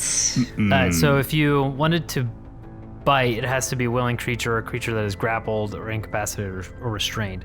So it's a so the first one, if you wanted to not do that much damage with the first unarmed strike, you could instead choose to grapple, and then you could do the bite, if that makes sense. Yeah, I think I'll do that. So that should be a 10 total. Plus 3d6 necrotic damage. Oh, Yep. So now roll 3d6. So it's 10 plus. dang. Vampire is pretty fun. 12. Okay. So yeah. So it does 22 points of damage, and as you are latched on to this zombie and sucking the life out of this zombie, that necrotic force, you feel this like dead zombie. If it can die further, it does, because it just crumples beneath you and just collapses, and you actually have taken all of its life force from it, and you heal that amount of the necrotic damage that you did. So you heal 12 points, and that zombie is down. Nice. So you're back at 144. 144. Thank you. Cool. And, She also, I guess, you know how you said earlier, the zombies I think you said the skeletons turn into dust. I was gonna make a joke where she just spits the nasty dust, whatever's goop. left of the zombie out of her mouth, Good. Good. That takes us back to the top, and Michael Jackson sees that one of the zombies. Did one of them? That they did actually both try to hit you, and so he is going to attack the other zombie, and. Oh, also, could the rats, I guess, help him? Oh yes, with yeah. that? So if you want to, I forgot. Yeah. So go ahead and after about your the turn, you can rats. take your rats. Yeah. So you have 4 swarms of rats that can now have their turn, and so go ahead and what you can do is let me pull up their little stat block here. So you have your swarm of rats. And so go ahead and roll to hit on this zombie, and that's going to be +2 to hit on those, and you can roll that d20 4 times and just see how many times it hit. So the first time was 9, and then I'll just roll 3 more. One was a 3, an 18, and a 10. Okay, the 18 hit for 7 points of damage, and we'll use the standard damage for that. Okay. And so 7 points of damage on that second zombie. And then Michael Jackson looks to that second zombie, and he's going to walk up to him, and he's going to kick him. And he is going to roll enough to hit, and he hits him and oh boy. He does a sweeping kick on this zombie and hits him for 31 points of damage, and that zombie just gets cleaved in half, and it is gone. Damn! Charmed the right zombie, I guess. Holy shit. Yeah, you did.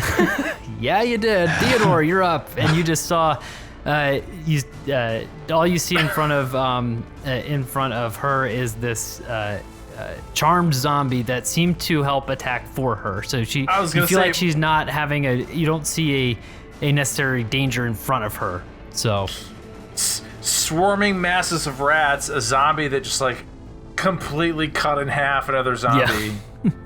The sinews were not rotted away on that one. So looking back at where Bartholomew and Corey are, do we see a friend who is in more distress? The were-tiger. So Bartholomew is in more distress. Definitely me. So the bagman can move. He's got only a 30-foot. You're definitely in range. This is pretty tight, like surrounding. Like you guys are kind of defending this like central point, and so you'll definitely be able to get to where you need to get to. So what's he facing? What is it? What is he have one left skeleton that doesn't look good. Okay. So I think Corey has 2 spiders in front of him. So, but as far as people who've gotten hit more, it's the were-tiger. So it's okay. Is our were-tiger friend looking worse for wear? Oh, I look fine. Okay. Well, so knowing that our resident DM get a little overenthusiastic and looking over at Corey and going, he's going to burn everything alive around him anyway. He'll be fine.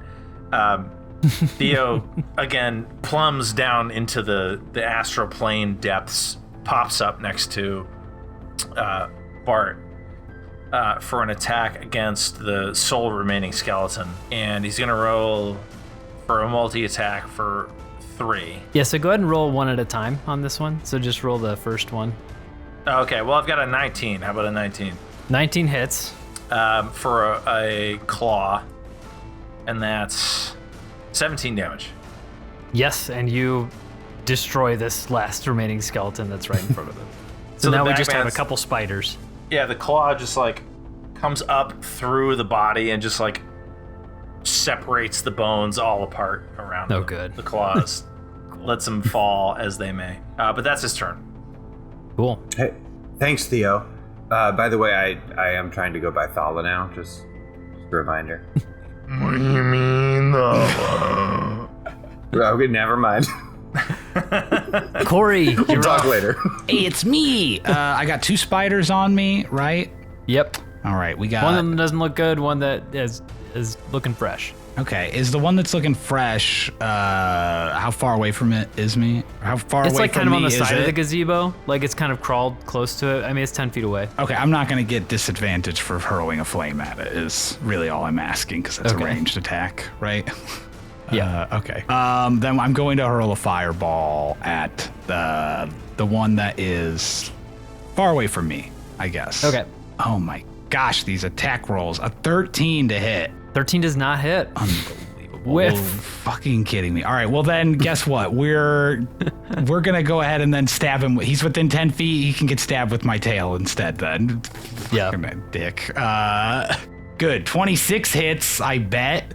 I bet sure that does. one hits. All right, good.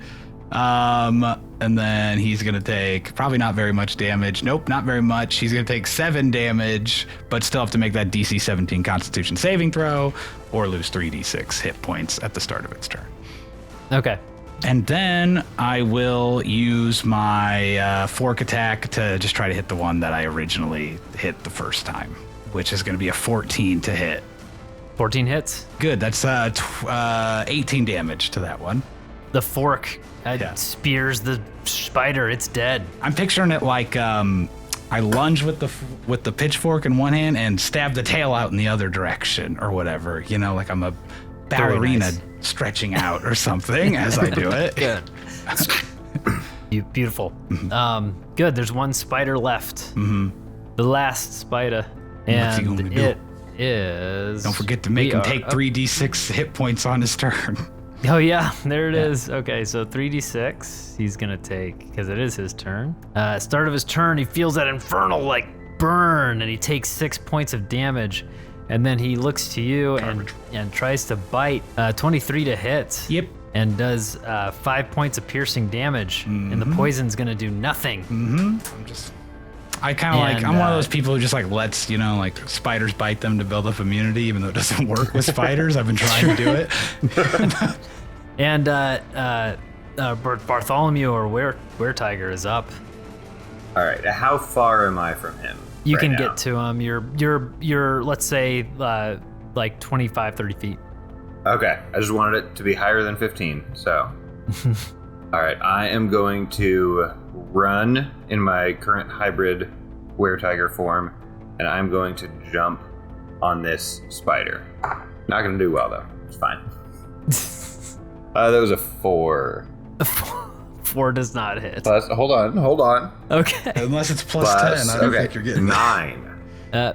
No, Does sorry. a 9 hit? Misses. Okay. So you pounce and land right next to the spider. I do get 3 other attacks, though, so I'm just going to... I think you do. Get him. Go for it. Okay, 17 That hits. for 7 damage. 7 damage. Okay. It's not looking good. All right, next attack is 24, which I hope hits. Yep. And that is 11 damage. How do you want to do it? How do you want to kill the last of the beasts that have come for you guys? Just with a paw, I'm just gonna smush it down really hard and kind of twist on it. Classic cat spider move. Just And then I'm gonna like take a bite at it, kind of, and realize it doesn't. Like it's just gross, and I'm gonna walk away. I'm like in his head, tell him, dude, what the hell was that? Did you just try to eat it? I don't know. I had to lick it. And Theo's there just like... So you look around and just see that these, you've just destroyed a lot of these things that you've now recognized were ornaments in people's yards and decorations that had come to life. And you glance around and all of a sudden you hear like a thud and a thud and a thud.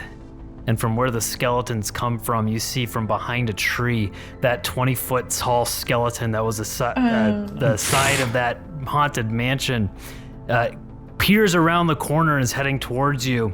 You hear a giant boom behind you where those witches were and those pumpkins. This giant, massive pumpkin with a little blue ribbon pinned to it has jumped and thudded and is heading pumpkin, towards Charlie you. Brown. Where you guys are standing in front of the spiders, and above the gazebo, this giant spider crawls up. This gargantuan spider crawls up on top of the gazebo, the one from the ropes course, and faces you all. And that is where we're going to stop. The camera zooms out into the Tall Tale Tavern, and you see this girl with the flannel and this Rugrats t-shirt on, drinking her espresso with Bailey's in it, talking through the story, and we will pick up in a couple weeks. And so thank you to all the players this week, Mav, Rachel, Brian, and Scott. Their socials can be found in the description. If you want to see the video of this episode, it will be up on our YouTube. Follow us at Tall Tale Tavern Podcast on Instagram, YouTube, and TikTok. Our business email is talltaletavernpodcast@gmail.com. Thank you to Tyler Adelsberger for our intro music. Thank you to Zazar for our artwork. Join our Discord. It's a lot of fun. And with that, we will see you next time at the Tall Tale Tavern.